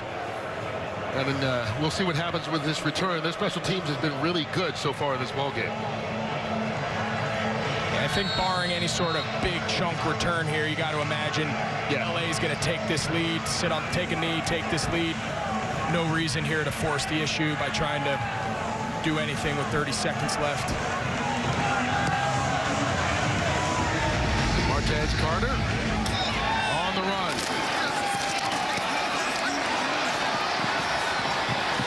Trying to set up blocks. They stop him. Good second effort by Carter. So with 20 seconds left, LA will get it one more time. Keep in mind, next Sunday on Fox, the NASCAR Cup Series heads to California, where we are for the Auto Club 400. Kyle Busch took home the hardware last year, and we'll see who will challenge the champ for an early season win this campaign. All the action starts next Sunday, 3:30 Eastern on Fox and the Fox Sports app.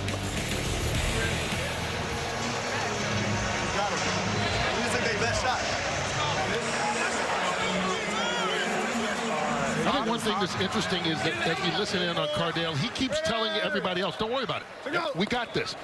He's not necessarily saying they're exactly where they want to be, but he's making sure the rest of the team does not panic down 27-3 at halftime. So a frustrating first half for Cardale Jones and the DC defenders, but they've got another half to go. I think it's the opposite of frustration. Probably adulation for Josh Johnson and the Los Angeles Wildcats. Josh is with Jenny. Well, Josh, we chatted after the first score of the game, and now it's 27-3. How happy are you with this offense? Because when we spoke this week, you said, just wait, we're coming. Not happy enough. We got more to do. We got 2 games to make up for. So our job is to start getting this thing rolling. We got to stay focused, and we got to finish this game. It's not enough. And Trey McBride, also new to this team. You guys have clearly connected. How has he been performing for you? He's playing great. He's playing great, stepping up. He was ready to go. We're excited to have him back, and he's making plays for us. Thank you, Josh. Thank you. All right, so Josh Johnson will go into the locker room with a 24-point lead, largest of any team at halftime in the XFL this season. 27-3 is the score. Don't go too far, because keep in mind, there's only a 10-minute halftime here in the XFL, so we'll be back before you know it.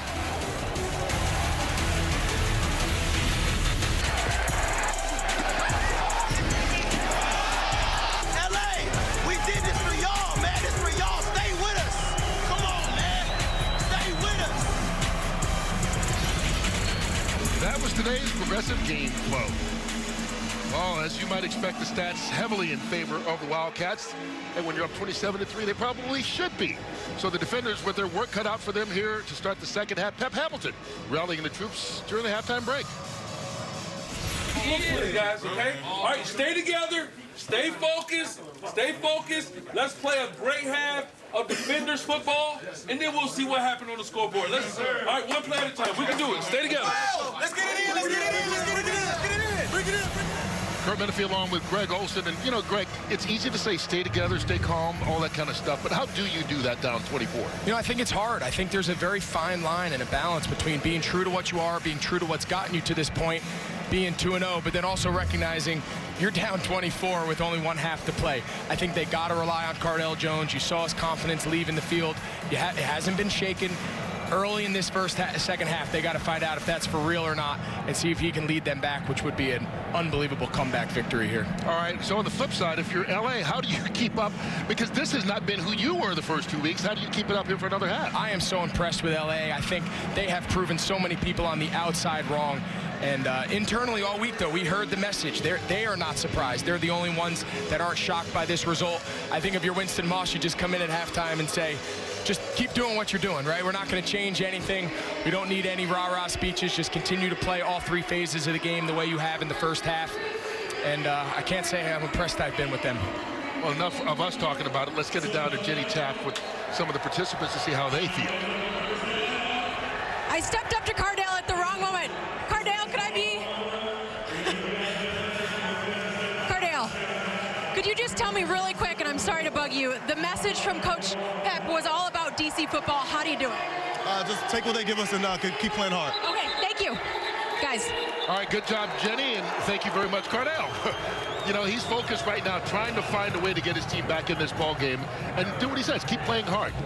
I love his energy. I love his leadership. If anybody can do it, I think it's him, but he's got a tall order in front of him, but we'll see how this goes here. They get the ball to start the half. They got to start fast. And that should certainly help. You can do all the rah-rah speeches, all the talk you want. But if you got to stand on the sideline and kind of wait, and especially if something negative happens, you give up a score, then it kind of shakes that faith maybe a little bit. Right now, you got a chance to kind of come out and set the tone, if you will. And you know that Pep Hamilton has had an opportunity to go over his play sheet, go over it with the quarterback, see what they like, what they think they can be effective with. And now we'll see if they can execute it here as they start the third quarter. Donnell Pumphrey with the return. And good coverage on special teams by Los Angeles, and so they'll start it just at the 25-yard line. You see the numbers there in the first half for Cardale Jones. Hey, listen up. And there's no mistake about it. This team goes as Cardale Jones goes. He'd be the first to say he didn't play well in the first half. But again, he's got a whole second half here to regroup. Win or lose, I think the biggest thing for them right now is just to have a good second half and regain some of the momentum from earlier in the year. Quick pass out to Eli Rogers, and that's sniffed out right away. Ahmad Dixon on the coverage, 5 yards on the gain. But a nice quick pass. Yeah, and I think Pep is going to stay true to what he is. I think he's got to feel the urgency just a little bit. I think that's human nature, understanding the situation now with a half to go. But they're going to continue to utilize this great wide receiver core. Tompkins, Ross, Rogers. All 3 to the right this time as they hand it off. That's Pumphrey. He gets the first down on a run of 10 yards.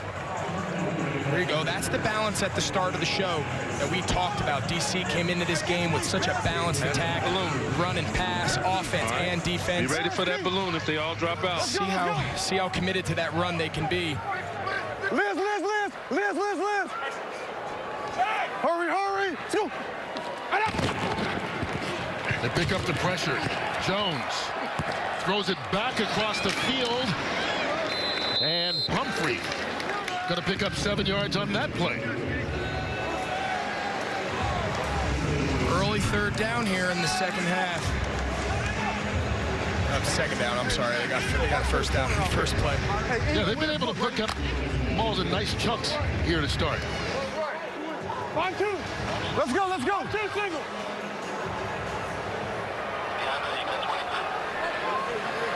Hurry. Let's go. Terrell Presley gets it outside, gets the first down and more into LA territory. And this is the kind of drive they wanted to come out of the locker room and execute. Yeah, this is what they've been. When you turn on the tape in the first 2 weeks, this is really what they've been. Good balance, run and pass. They got 2 really good backs. Pumphrey, you see Presley there. They got 2 good backs that are pretty interchangeable. This is the style of play Pep Hamilton wants to continue. But as we've said time and time again, without some scores here to start the half, you know, how committed to the run can you be? And he seems to, the answer seems to be that they're going to remain consistent in the run game. Here comes the pressure. Jones stepping up. Now running, trying to direct traffic. and braced himself to take the hit from Mike Stevens. Didn't get back to the line of scrimmage. Yes, some miscommunication there. His tight end was out in front. Cardell breaks contain. He's got Donnie Ernsberger out in front. Ernsberger goes to, he wants in the block, then he goes to run. They kind of got caught in the middle there, but I'll tell you what, Cardell's not scared. He put his shoulder right into Stevens, and he is not backing down. They got the right guy leading this group. Well, when you're 6'5", 264 pounds, you can take those hits from those little DBs. That helps. Fires and misfires. Rashad Ross, the intended receiver. Zebra. All right, buddy, here we go. Give me Scrappy. We got Scrappy right. Scrappy right. They all drop out. Check it down, okay? Scrappy right. And let's go Knife X Circus. Be ready. Check it now. Knife X Scrappy Circus. right. Ready? He gives so much detail to Cardell. I just love the communication. Telling him where his check down is. Telling him where his kind of last stitch. Here comes the blitz. Cardell gets it off, and it is caught. Diving reception by DeAndre Tompkins.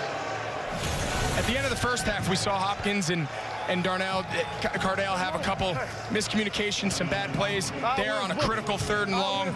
Great timing. Tompkins just running a big dig, a square in. Cardell threw that ball on time.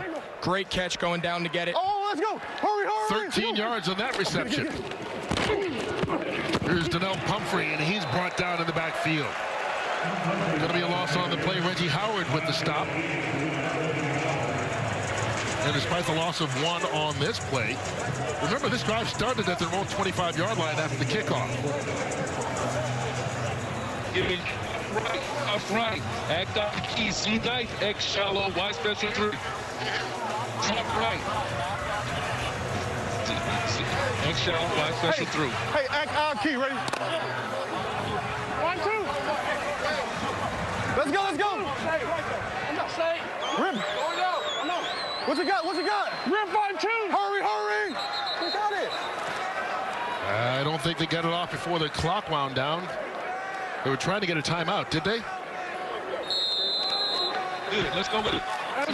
Okay, Looks like they started the play clock. Yeah, they reset it, I think, is what they did. So they wound up getting extra time. They reset the 25-second play clock. 1, 2.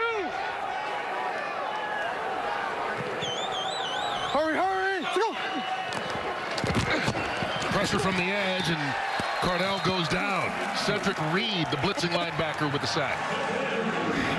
Yeah, Reed does a great job here coming off the left edge. You see him here. It's just a true speed rush. The back is to his side, but the back has to cross scan for the blitzer off the other side, and Reed runs right by the right tackle.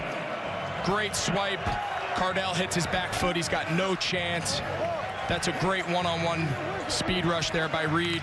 Puts him in 3rd and real long. 3rd sack to go with 3 turnovers. Hey, Sunday. Hurry. Let's go. They fake the draw.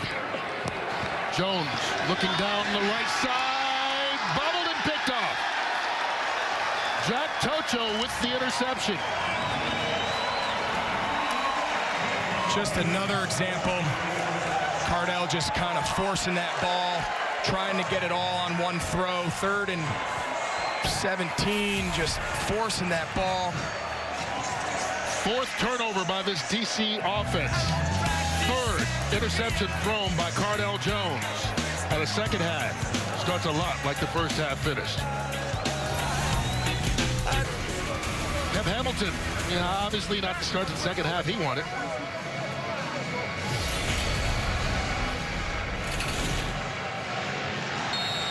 Good. Step up. Back pylon. Be careful. Oh, jeez. Bo Bees. Flag on the snap as the defense jumped off early, and what a catch made by Trey McBride as they take advantage of the free play.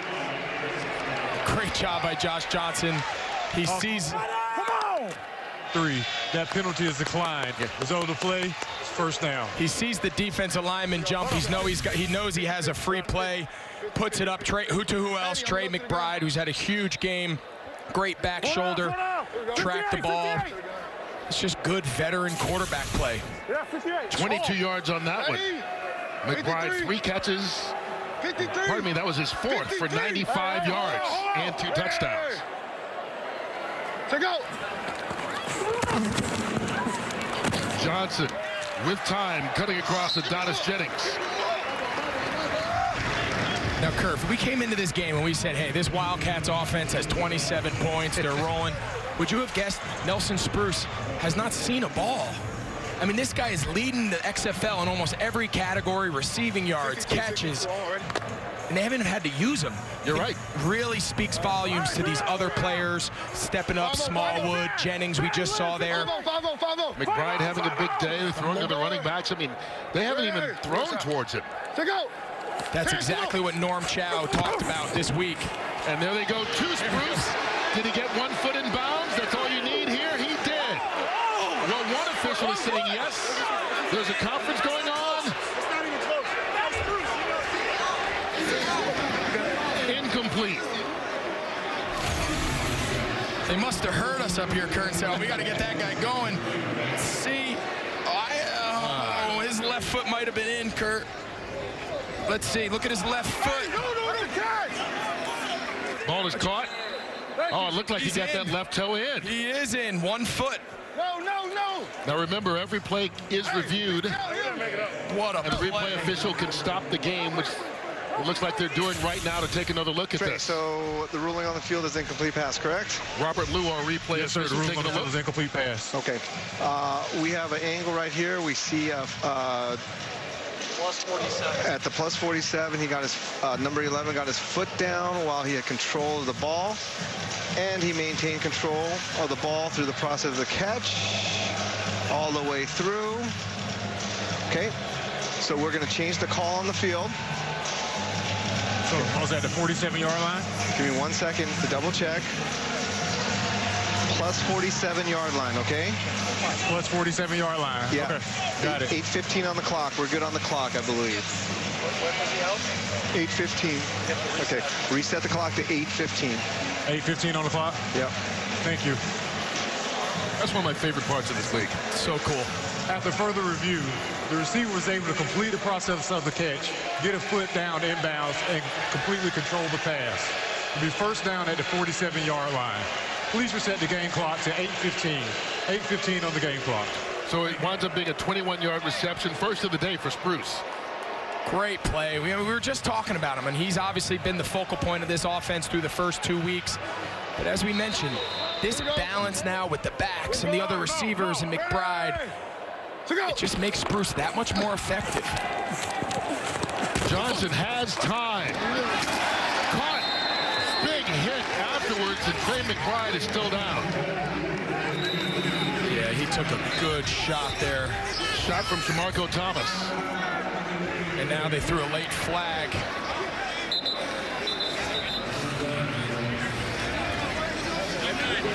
You'd hate to see him. Right, yeah, still a little bit woozy as he goes over the sideline. He's had such a great game.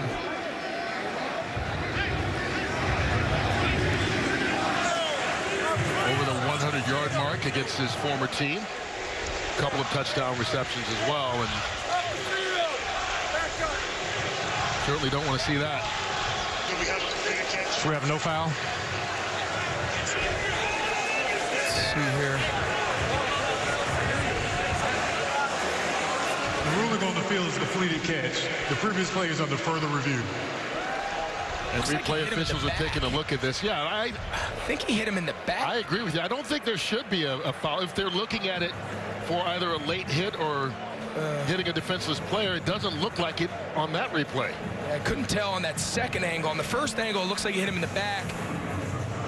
On that angle, he might have. I think he caught him in the back of the helmet. Yeah, I think that was pretty clear. This angle here, I think he catches him right in the back of the head.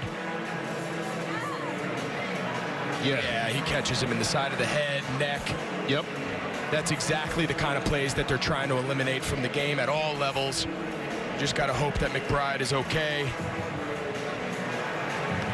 Yeah, it looks like you can see it on that third angle that we got a chance to see.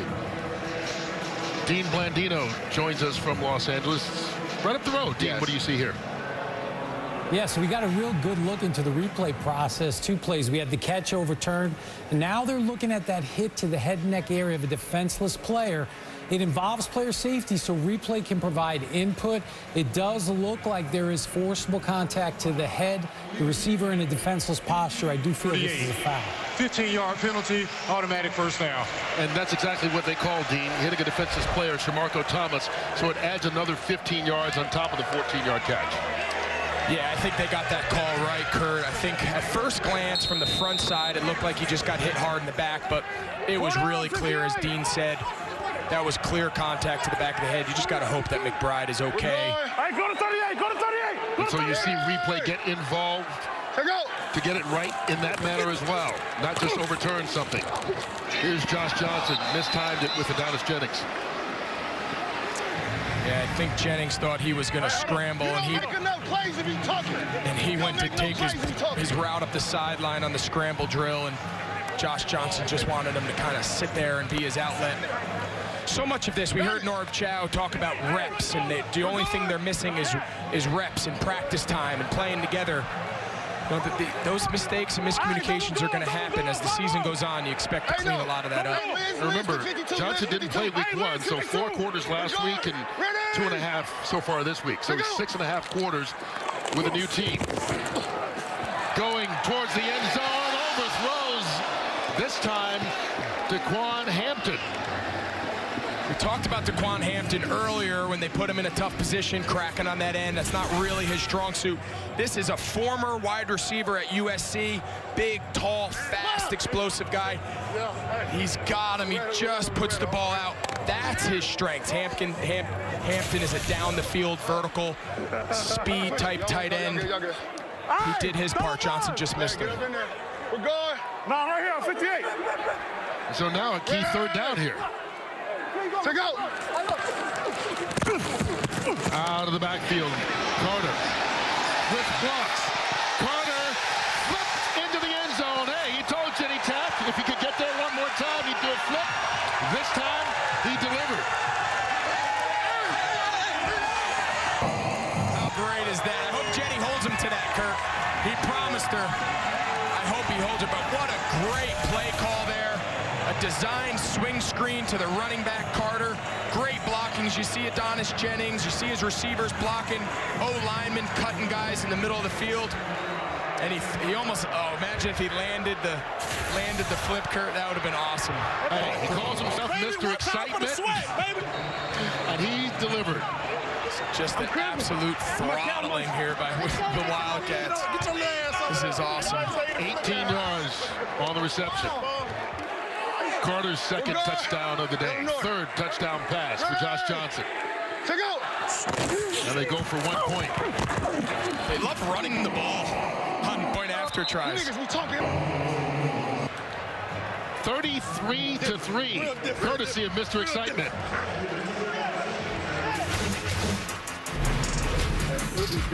Oh, this is...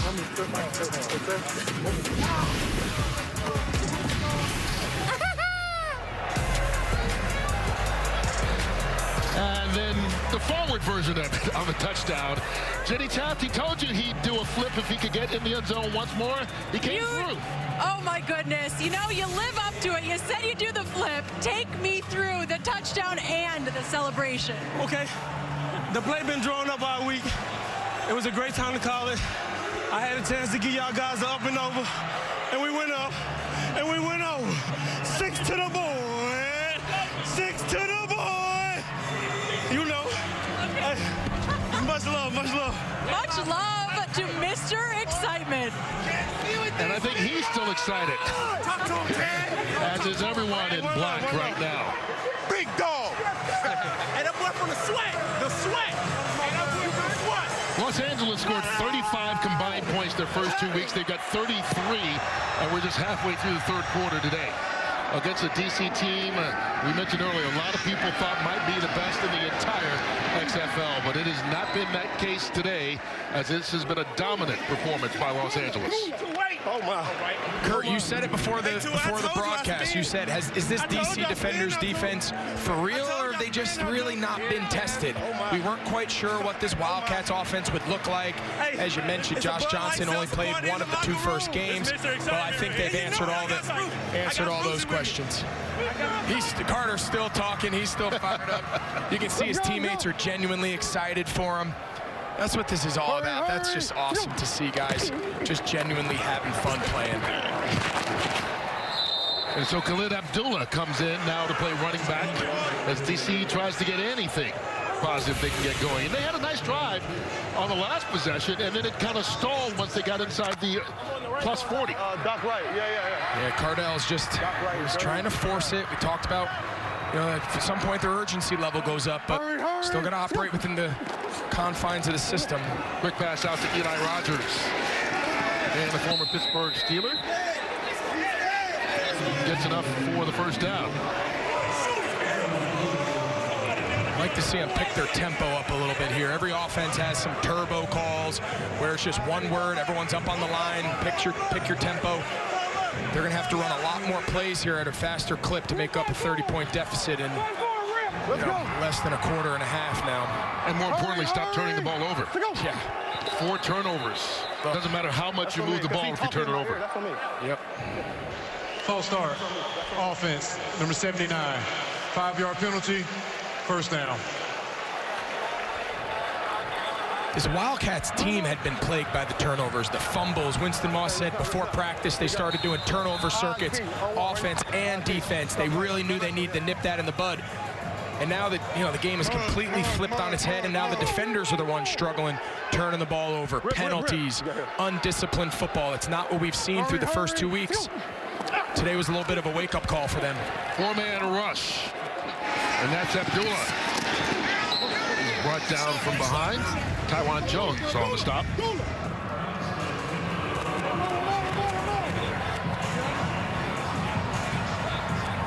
What's up? We got paint on 1, ready?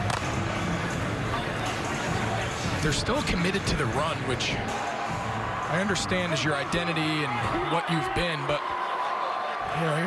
your third quarter's kind of winding down here. Another draw. Yep, they run it again to Pumphrey. It's stretched out, and he only gets a couple of yards before going out of bounds. Let's see what Pep Hamilton calls now. Give me trough right, odd cinco, hockey. Trough right, odd cinco, hockey. Max 2. Max 2. Blitz, show blitz, show blitz, show blitz. Show blitz, Max 2. Show blitz, Max 2. 57, get on the edge. 57, get on the edge. Yeah. Defensive calls a lot easier. Max 2, they're going to play some sort of 2 high, cover 2. Typically, max means to see all these guys showing blitz. Typically, they're going to bail out. Which they did. Underneath, Pumphrey flagged down as he is hit hard. Roman Tatum with the big hit. Let's see what the penalty marker's about. Tatum looked slow to get up there. He looked like he took the brunt of that run by Pumphrey there after the catch.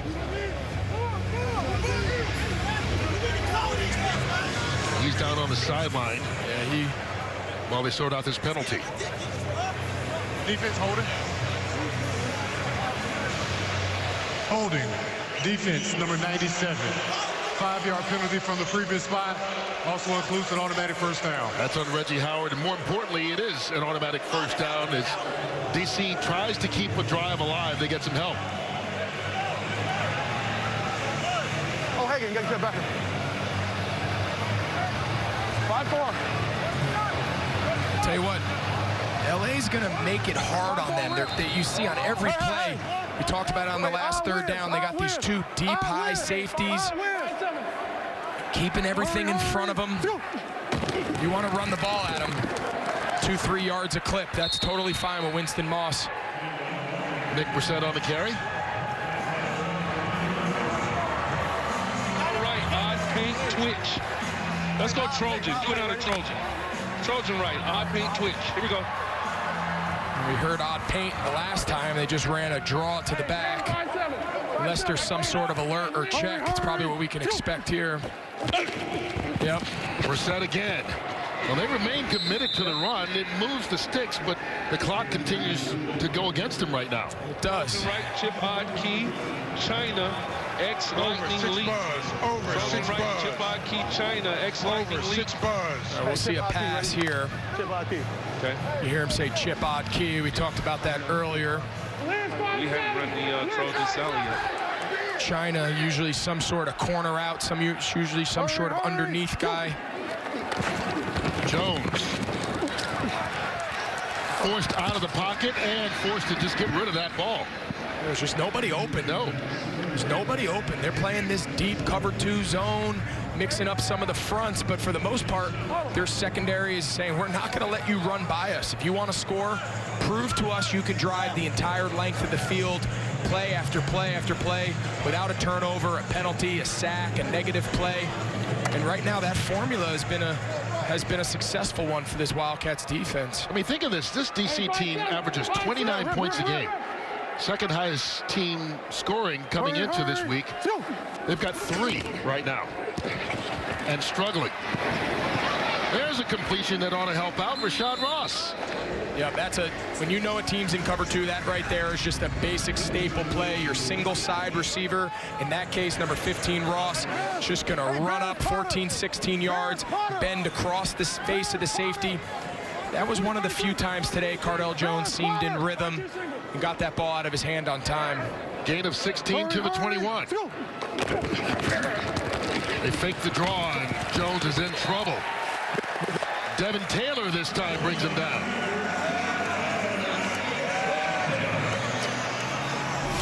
See Devin Taylor, this is a read. He's going to arc and block him. They're not going to block the defensive end. And you're going to see Cardell, he thinks Reed's going down, or Taylor, and he pulls it. Great job there by Taylor. Cardell's not exactly the fastest guy. He felt if he took the running back, he had enough speed to read and react. It's how the play's drawn up to not block him, but Devin Taylor does a great job there playing both the running back and the quarterback. Yeah, they get their 4th sack of the game. Jones looking deep, too high, incomplete, intended for Ross. Arian Springs on the coverage. Arian Springs started off the game with the first of the turnovers. You see him here. You know, he's going to come out hard and jam. But watch what he does here, getting his eyes around. He gets his eyes around. You can't say enough. These backup corners, Mike Stevens, Arian Springs filling in for the 2 starters against this prolific offensive passing game. Can't say enough about what a job these guys have done in their reserve role, coming in and playing a huge part of this game. Yeah, LA came into the game with their starting cornerbacks both injured and out today. Here's Khalid Abdullah out of the backfield. And this defense continues to hold. We talk about the struggles of this DC team. They came in with 1 turnover all season. They've got 4. They've been sacked once all season. They've been sacked 4 times today. And now here on 4th down, they're forced to go for it because they've got to get something on the scoreboard besides just 1 field goal. No doubt. Special. Turnovers, penalties is the great equalizer in football at any level. In any division, you turn the ball over, you're going to give yourself a really tough time. And today we've seen turnovers, penalties, red zone missed opportunities have really plagued the defenders. On 4th down, Jones intercepted again. His 4th pick thrown. Mike Stevens, his 2nd interception of the game, and he's going down the sideline with help. Flags come flying out as he's down in DC territory, but another big play by this LA defense. Just talked about it, Kurt. These guys have stepped up from the first quarter all the way throughout the game, and they have just been too much for this passing game, this Pep Hamilton-led passing game with Cardell Jones. They have just not had answers. You see Stevens, again, he poached it from that exact same position on the earlier pick earlier in the game. He's just playing that nickel cornerback in the slot, reading the quarterback's eyes. I'm not sure if Cardell thought he could throw it over his head, if he didn't see him. But can't say enough good things about what these guys have done. I feel like we're a broken record, but they deserve all the praise today for coming out and responding the way they have. Crowd's getting pumped up. What a great atmosphere. Kurt, I think they're sorting out in the field. Cardell Jones came and took out the legs of the blocker. I think that's a penalty, but it seemed like there was a bunch of flags scattered on the field, so I think there might be more than one. And also, one of the officials took his hat off on the sideline, which means he ran out of flags. That means he threw his flag and then needed another. Fouls on the play. Here we go. Against each team. After interception, personal foul, illegal block below the waist, passing team number 12. After the play, personal foul, unnecessary roughness on the return team, number 30, for a hit out of bounds. Those penalties offset. The ball will be placed at the spot of the interception. First down, LA. So it negates what was a huge return, but it's still a big turnover. Mike Stevens with his second pick of the ball game. Fourth thrown by Cardell. 5 turnovers by DC.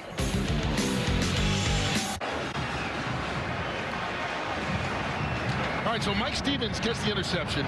He returns it 60 yards, but then there are offsetting penalties, which is huge in the field position battle.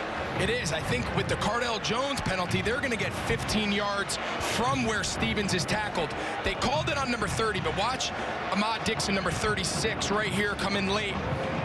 I think he's who the penalty's on. Unnecessary roughness after the play. It's a 75-yard penalty there. If you just let that guy get up who made the tackle on Stevens and just celebrate with your own guys, instead of having the ball on the 5, you got the ball on the plus 30. It's a huge, huge penalty, but nonetheless, a great play again by Mike Stevens. This defender's offense has been plagued by picks. And so they start deep in their own territory after the offsetting penalties. First down, that's DeJuan Harris. The longtime Green Bay Packer now in the ball game and getting a little bit of run. Up by 30 on what will be the final play of the third quarter. And we can't stress, this has been all Los Angeles. Offense, defense, special teams. They've created turnovers. They've scored touchdowns. Frustrating afternoon for the DC defenders, who right now are 30 points away from their first defeat of the season. On the little tape piece we used to start the broadcast, they said it was a tale of two cities, DC and Los Angeles. Right now, it's been a tale of two totally different quarterbacks. Cardell Jones, no touchdowns, 4 picks. Josh Johnson, flip it over, 3 touchdowns, no interceptions. And it has been all Los Angeles as they lead it 33-3 as we start this fourth quarter. Both of them are down. Both of them are down. Yeah, I see him. Beyond frustrating for Cardell Jones. Hey, one. Yeah, he had been playing so well through the first 2 weeks. We talked about it in the open to start.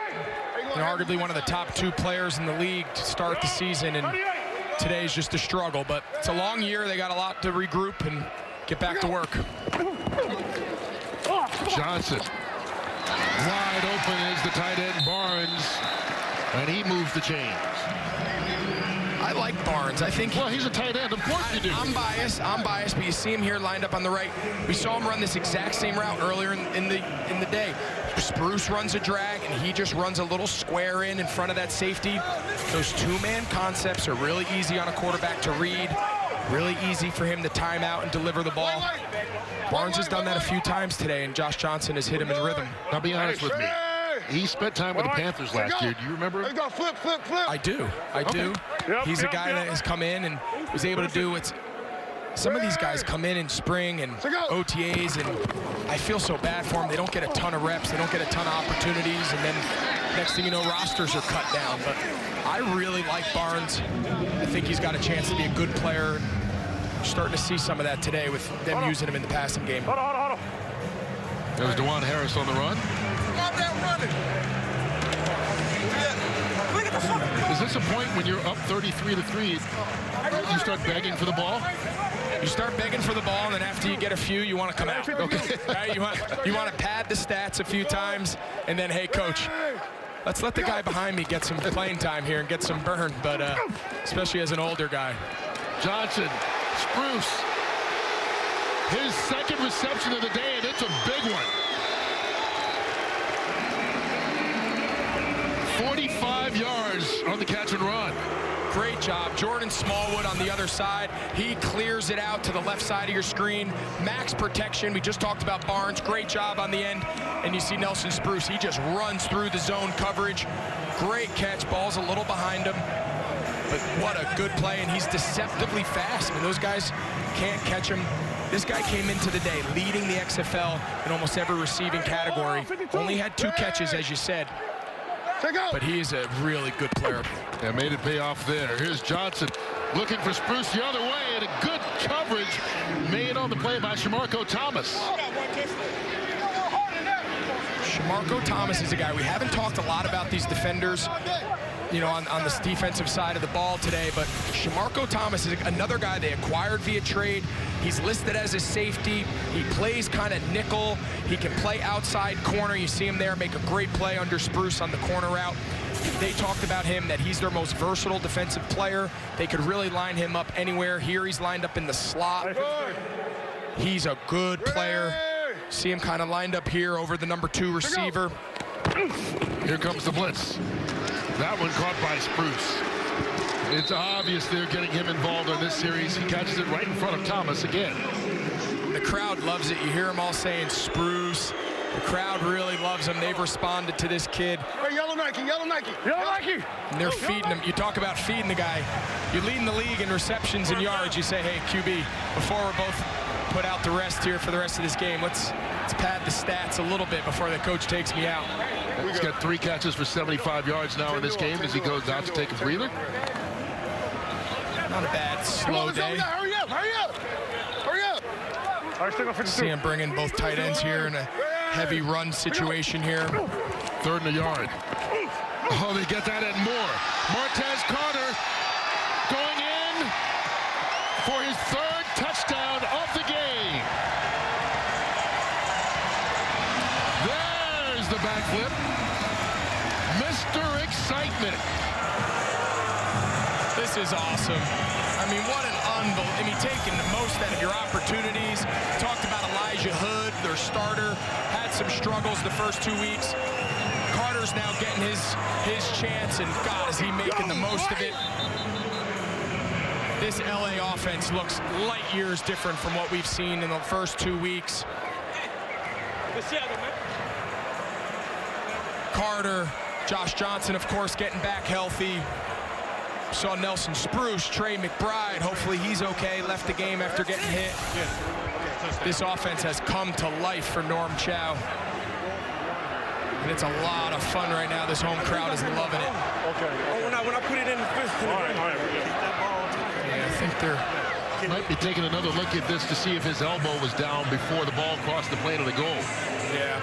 I hope for Carter's sake and for Jenny's sake, maybe another interview. I hope they don't take this off the board. He jumps from about the 5-yard line. Let's see. Yeah, he's down. Yeah, it might be. He's down. Yeah. Now, if he's not touched. If he's not down by contact. See if he gets touched. No. I couldn't tell if his hand got hit. But if he's not touched, doesn't matter that his elbow hit. Got to be down by contact. Let's see here. See Matt Elam. It looks like Elam missed him entirely. I think he whiffed. I think that stands, Kurt. I don't think there's enough to overturn it, right? I agree. I mean, I don't see an angle where it looks like he was touched at all. That's it, but Robert Lou again. I understand. Thank you. The hard line. He got to the hard line and we're good. Thank you. Okay. After further review, the ruling on the field is confirmed. The runner was not down by contact, so it is a touchdown. There you go. I'd say again, this is what I love about seeing the replay process. You see him make sure he confirms it, as opposed to just calling out and you go, well, was he or was he not, as you debate it. Yeah, seeing the thought process and the mechanics that go into making these decisions, it's just such unique insight. One of the amazing changes the XFL has identified for the viewer and the fan at home just really leads to a really, really good fan and viewer experience when you get insight into things like that. Going for one again. They fake the handoff. Flag in the end zone as they go for Spruce. was from Marco Thomas, who was there for the coverage. Yeah, I think they're going to get another shot at this. They'll replay this down. Pass interference, defense, number 38. The ball will be spotted at the 1-yard line. We'll replay the drive.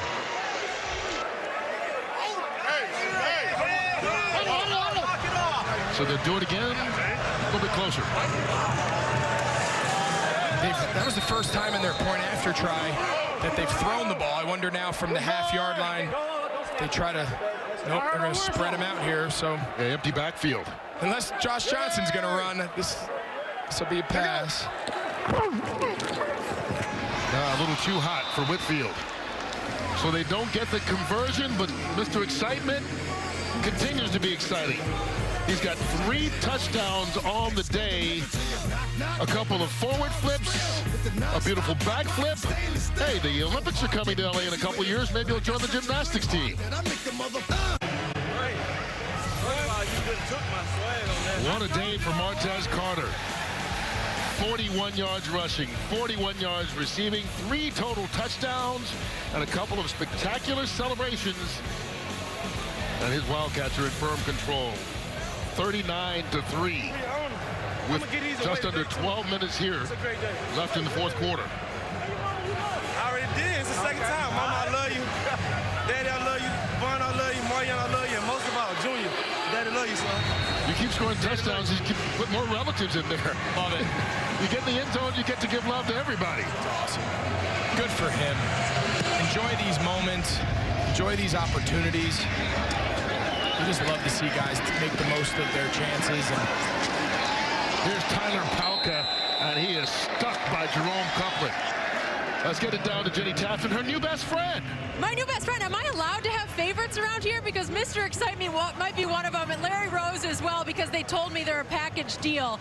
Larry, how impressed have you been with this guy's performance today? Man, I ain't gonna lie. I'm not impressed because he do it every day in practice. Literally, he does it every day in practice. I told him all week, when you get your chance to shine, get out there and do what you do. And you know what I'm saying? He doing it. We are seeing that today, and you know what? You told me if you had more space, you get the backflip in. Where did you learn this? When I was little, I always taught myself. I was real athletic when I was young. We was always outside all day. I grew up in the era where they put a basketball goal in the street and everybody in the neighborhood just hooped. But at one point, I wanted to be the best Power Ranger ever, so no one else can do a backflip. I could. Yes, you can. And we are loving it today. I appreciate it. I appreciate it. We are loving what we are seeing from you guys. Keep it up, all right? This is fun. Definitely. That last flip was for you. I told you I got you. The determination to get in the end zone was just so I can get back over here and see how stunned you was to see me flip in that end zone.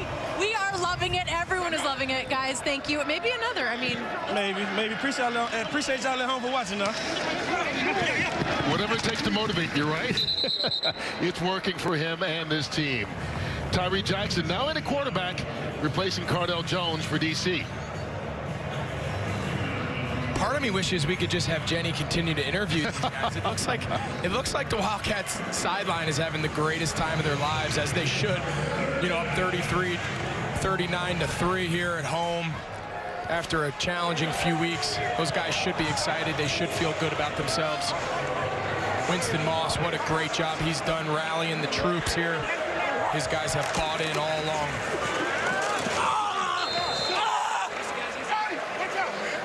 We get a chance to see Jackson come in the game right now. We've got an injured DC player right now. You can hear the pain. Can't really see the number just yet. Looks like James O'Hagan. Yeah, number 77. He's grabbing his lower leg. You heard him right away. Yeah. Yelling. Those interior linemen have bodies falling. Guys getting tackled.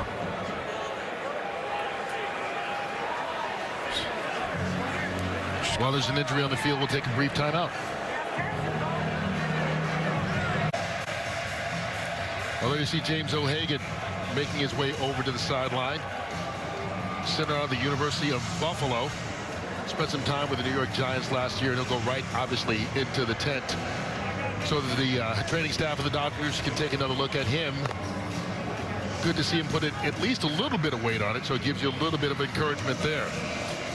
And there's Tyree Jackson now in at quarterback, who was the quarterback at Buffalo with O'Hagan.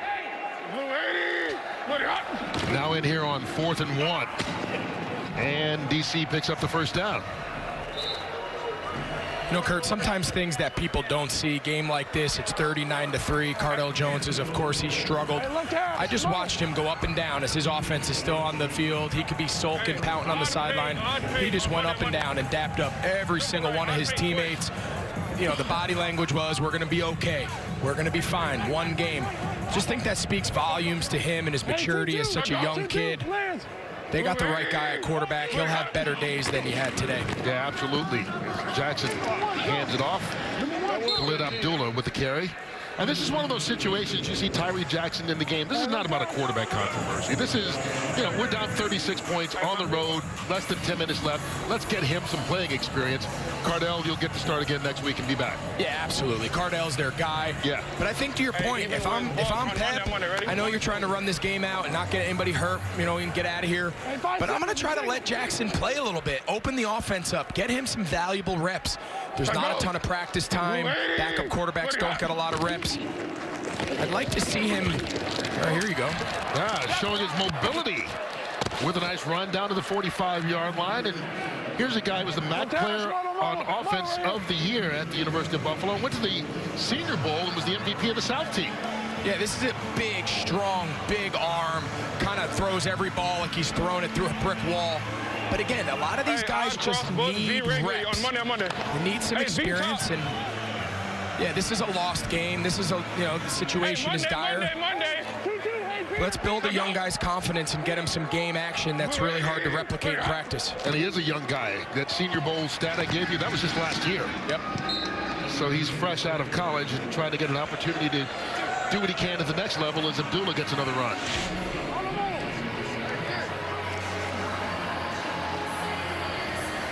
You see he's got another big body quarterback, 6'7", 250. Yeah.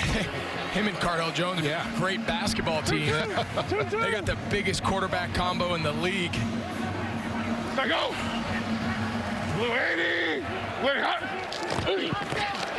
Brissett, first down and more. Still on his feet, and the defenders get their first touchdown of the game.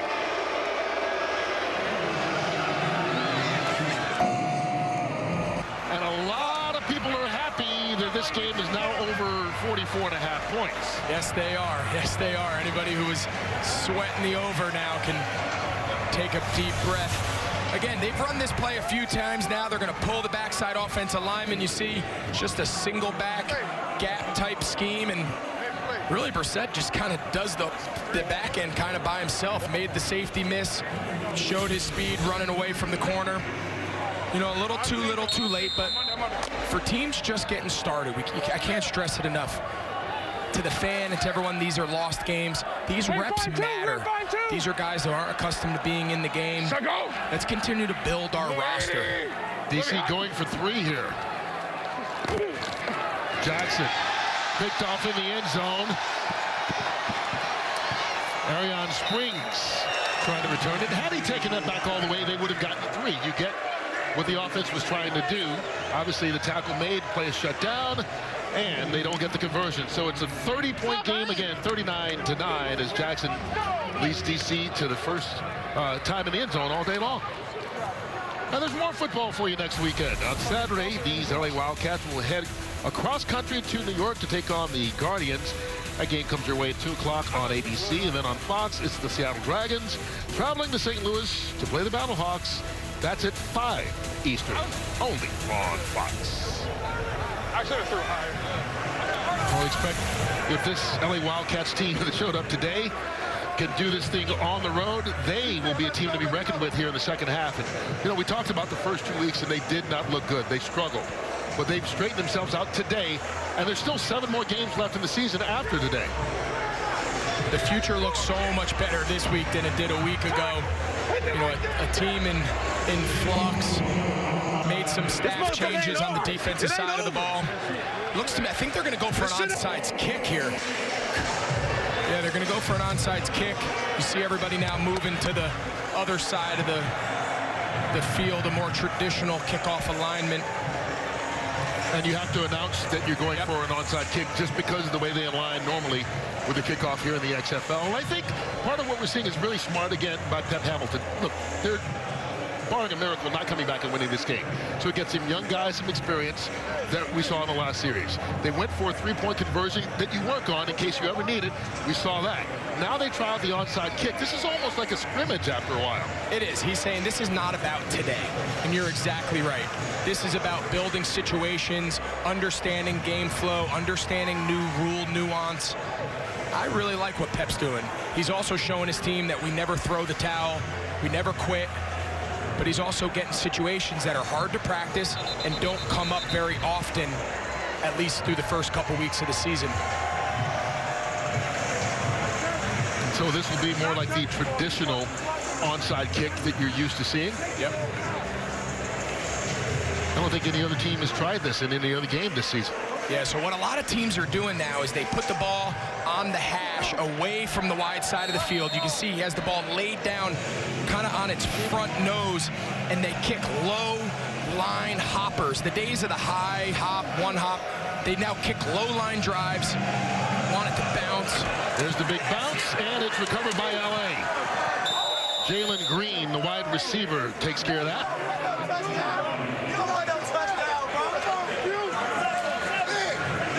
Wildcats in firm control today, and as we said, still 7 more games left in the regular season, and you can take a look at the schedule next week.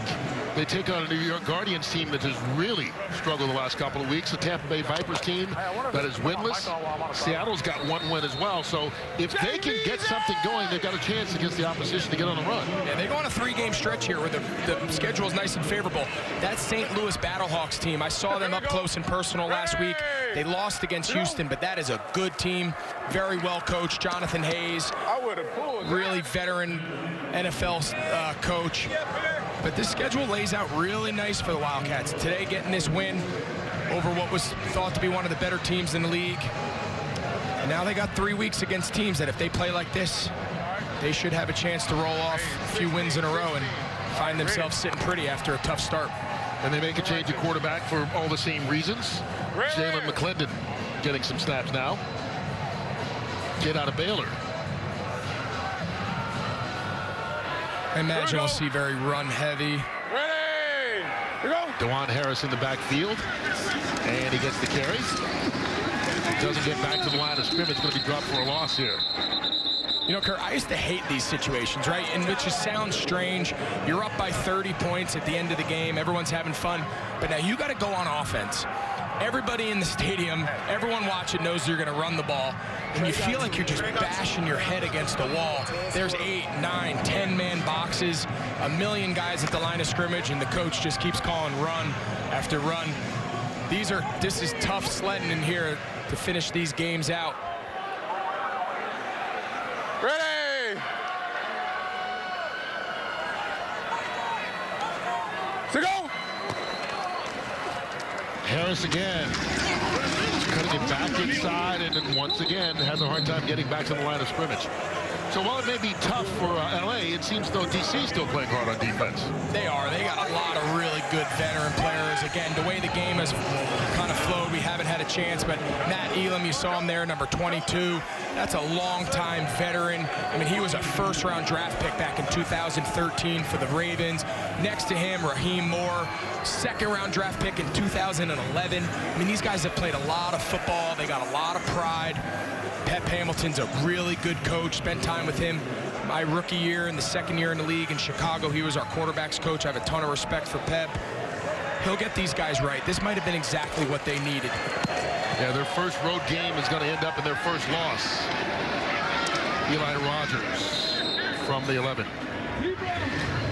Oh, really, the big story today has been the takeaways. DC came in, having turned it over once all season. They've done it 5 times in this game. Yeah, it's just very uncharacteristic of what they've been through the first couple weeks of the season.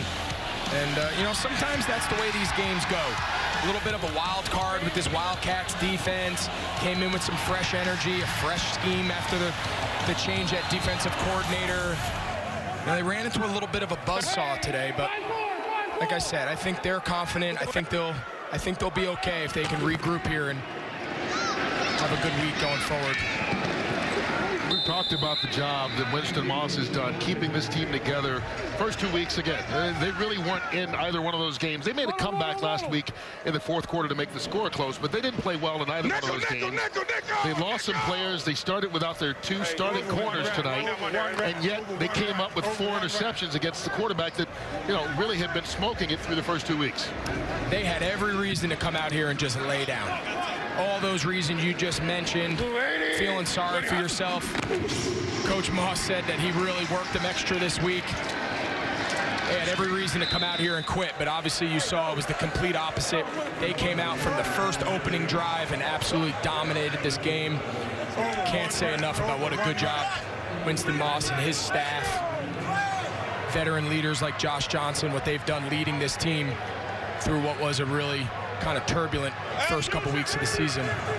Part of it is also, I believe, getting a guy like Josh Johnson back. We talk about his 12 years of NFL experience. This is just the second week he's been able to play due to injury, missed the opening game, and really things got out of whack for this offense then. He came back last week, he had to shake off some of the rust, played well in the fourth quarter, and really solidified his status here today. Yeah, they carried that fourth quarter, even though it came in a defeat last week. They brought that fourth quarter approach, coming back, a couple scoring drives. Norm Chow said, Josh really settled into the game. He found his rhythm. His body responded after being injured for a few weeks. And they hit the ground running today and carried a lot of that over really all 4 quarters today against what we thought was a very good defenders team. Yeah, Jenny Taft, Josh Johnson has been really impressive today. Well, and it was really telling earlier this week, too, when we had a conversation, and Josh told me, just wait, we are just getting going, and we've spoken about just how he's been on 13 different NFL rosters. He joked with me that the guys call him the old man on this team, and I said, who's your guy? Who's your favorite? He said, they're all like little brothers to me, and you could just sense that this team is building and growing, and let me tell you, the sideline today, I know you guys have seen it, but they have been on fire. Why not? They have been rolling. There should be plenty of enthusiasm on that team. And again, this is just the first win of the season. There's still a lot of season left here. Tyree Jackson throws the incompletion intended for Rashad Ross. Hey, I want to shout out the offensive linemen. They've done a great job today. Tremendous job. The quarterback has done an exceptional job, and that's why we're able to bring this thing home. It started up front. Mr. Excitement making sure he gave love to his family. Now let's do it to some other teammates. He has not shied away from the camera today, Kurt. And deservingly so. He is making the most of today. I'm blessed for the day, y'all. You hear him talk about. Really showed his favor today. Over 100 total yards for him today. Good for him. And the 3 touchdowns. These days are hard to come by. I don't care at any level, college, pro. These days are hard to come by. These guys have worked so hard to get these chances. I just love seeing guys make the most of opportunities. Whitfield takes the punt and us to the 2-minute warning. 2 minutes left. All LA all day.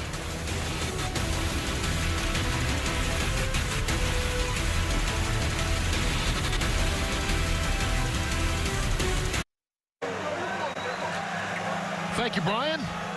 Well, a lot like the DC Defenders, if you took DC and minus 8.5, it wasn't your day. No, not from the start. Everything going LA's way as they try and finish this off. Here we go. Ready. To go. Bad snap. Jalen McClendon pulls it in and gets a couple yards on the run. The defense, well, pushing and shoving here afterwards, and we're going to be careful or else we're going to draw a penalty. They sort it out, get everybody back to their respective huddles. Defense set the tone for this game, really, at the start. No question. They came out flying, aggressive, downhill, did a great job rallying to the ball, kept the top on the defense, didn't let this defender team run by them. Just can't say enough good things about what they did.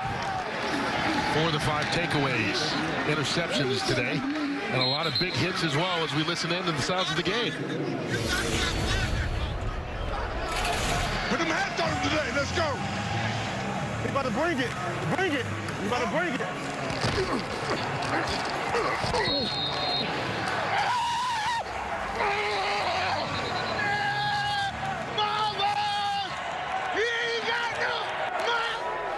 that's how you close the game.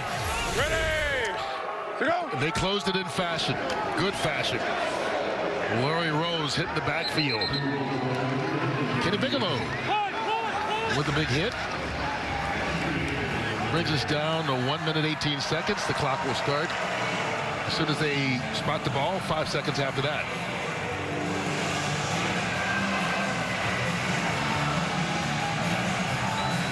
And so the Wildcats will get their first win here officially in just over a minute 10 seconds. And they'll hand DC its first loss of the season. And it really kind of shows you, I think we do this at all levels of football. After a week or two, we're like, oh, this team's really good, this one's really bad. It starts to even out a little bit, and teams kind of find their groove. You get weeks 3 and beyond. No doubt, and I think we all fell victim, at least I know I did, coming into this game. And I'll be honest, I was wrong. I really thought the defenders were the better team. But again, that's why you play the game, turnovers, penalties. You see the standings right here. This puts LA right back into the mix. You know, I think you got to think right now, Houston, the Roughnecks, best record, only undefeated team. They clearly have the best player. Winston was trying his best not to smile. He is happy, deservedly so, his first win as a head coach at any level. Good for him. But you're right. I mean, you look at the standings now, there's only one undefeated team left in the entire league, and that's in the West with the Houston Roughnecks. But suddenly, St. Louis, who's won a couple in a row, they're now tied for first place with a DC team that's not as invincible as we thought they were. And in the West, here's an LA squad that people were checking the box on. They're now right back in the race. Right back in the mix. It's the difference. What a difference a week makes.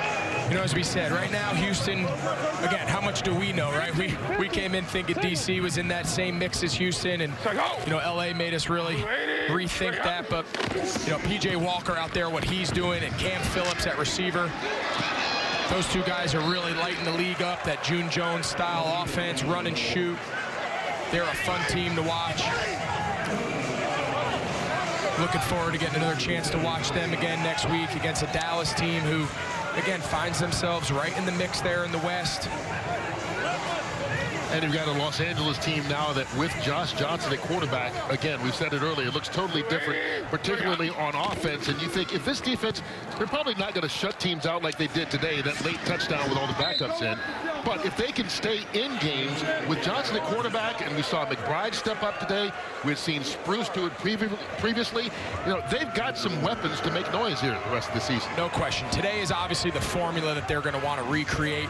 You can't count on 4 or 5 turnovers every week, but today is really what the Wildcats want to be about. Great aggressive defense, turn the ball over, and then offensively spread the ball around, not just rely on Nelson Spruce. And today they were able to get all of those things accomplished. And so Pep Hamilton goes down in defeat for the first time as a head coach at any level, while Winston Moss gets his first win as a head coach at any level. 39-9 the final. Los Angeles with the win. Just about anything they wanted to do, it seems as though they did.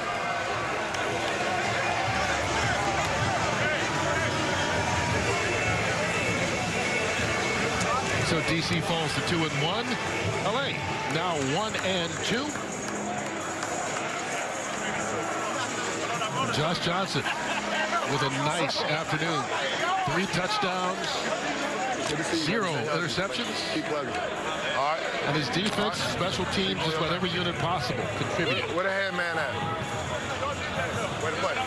Y'all keep stay healthy, keep doing your thing. You can see the respect that a lot of the guys have around the league for Josh Johnson and his career and what he's been through. It's good to see him kind of get his legs under him and start hitting his stride here.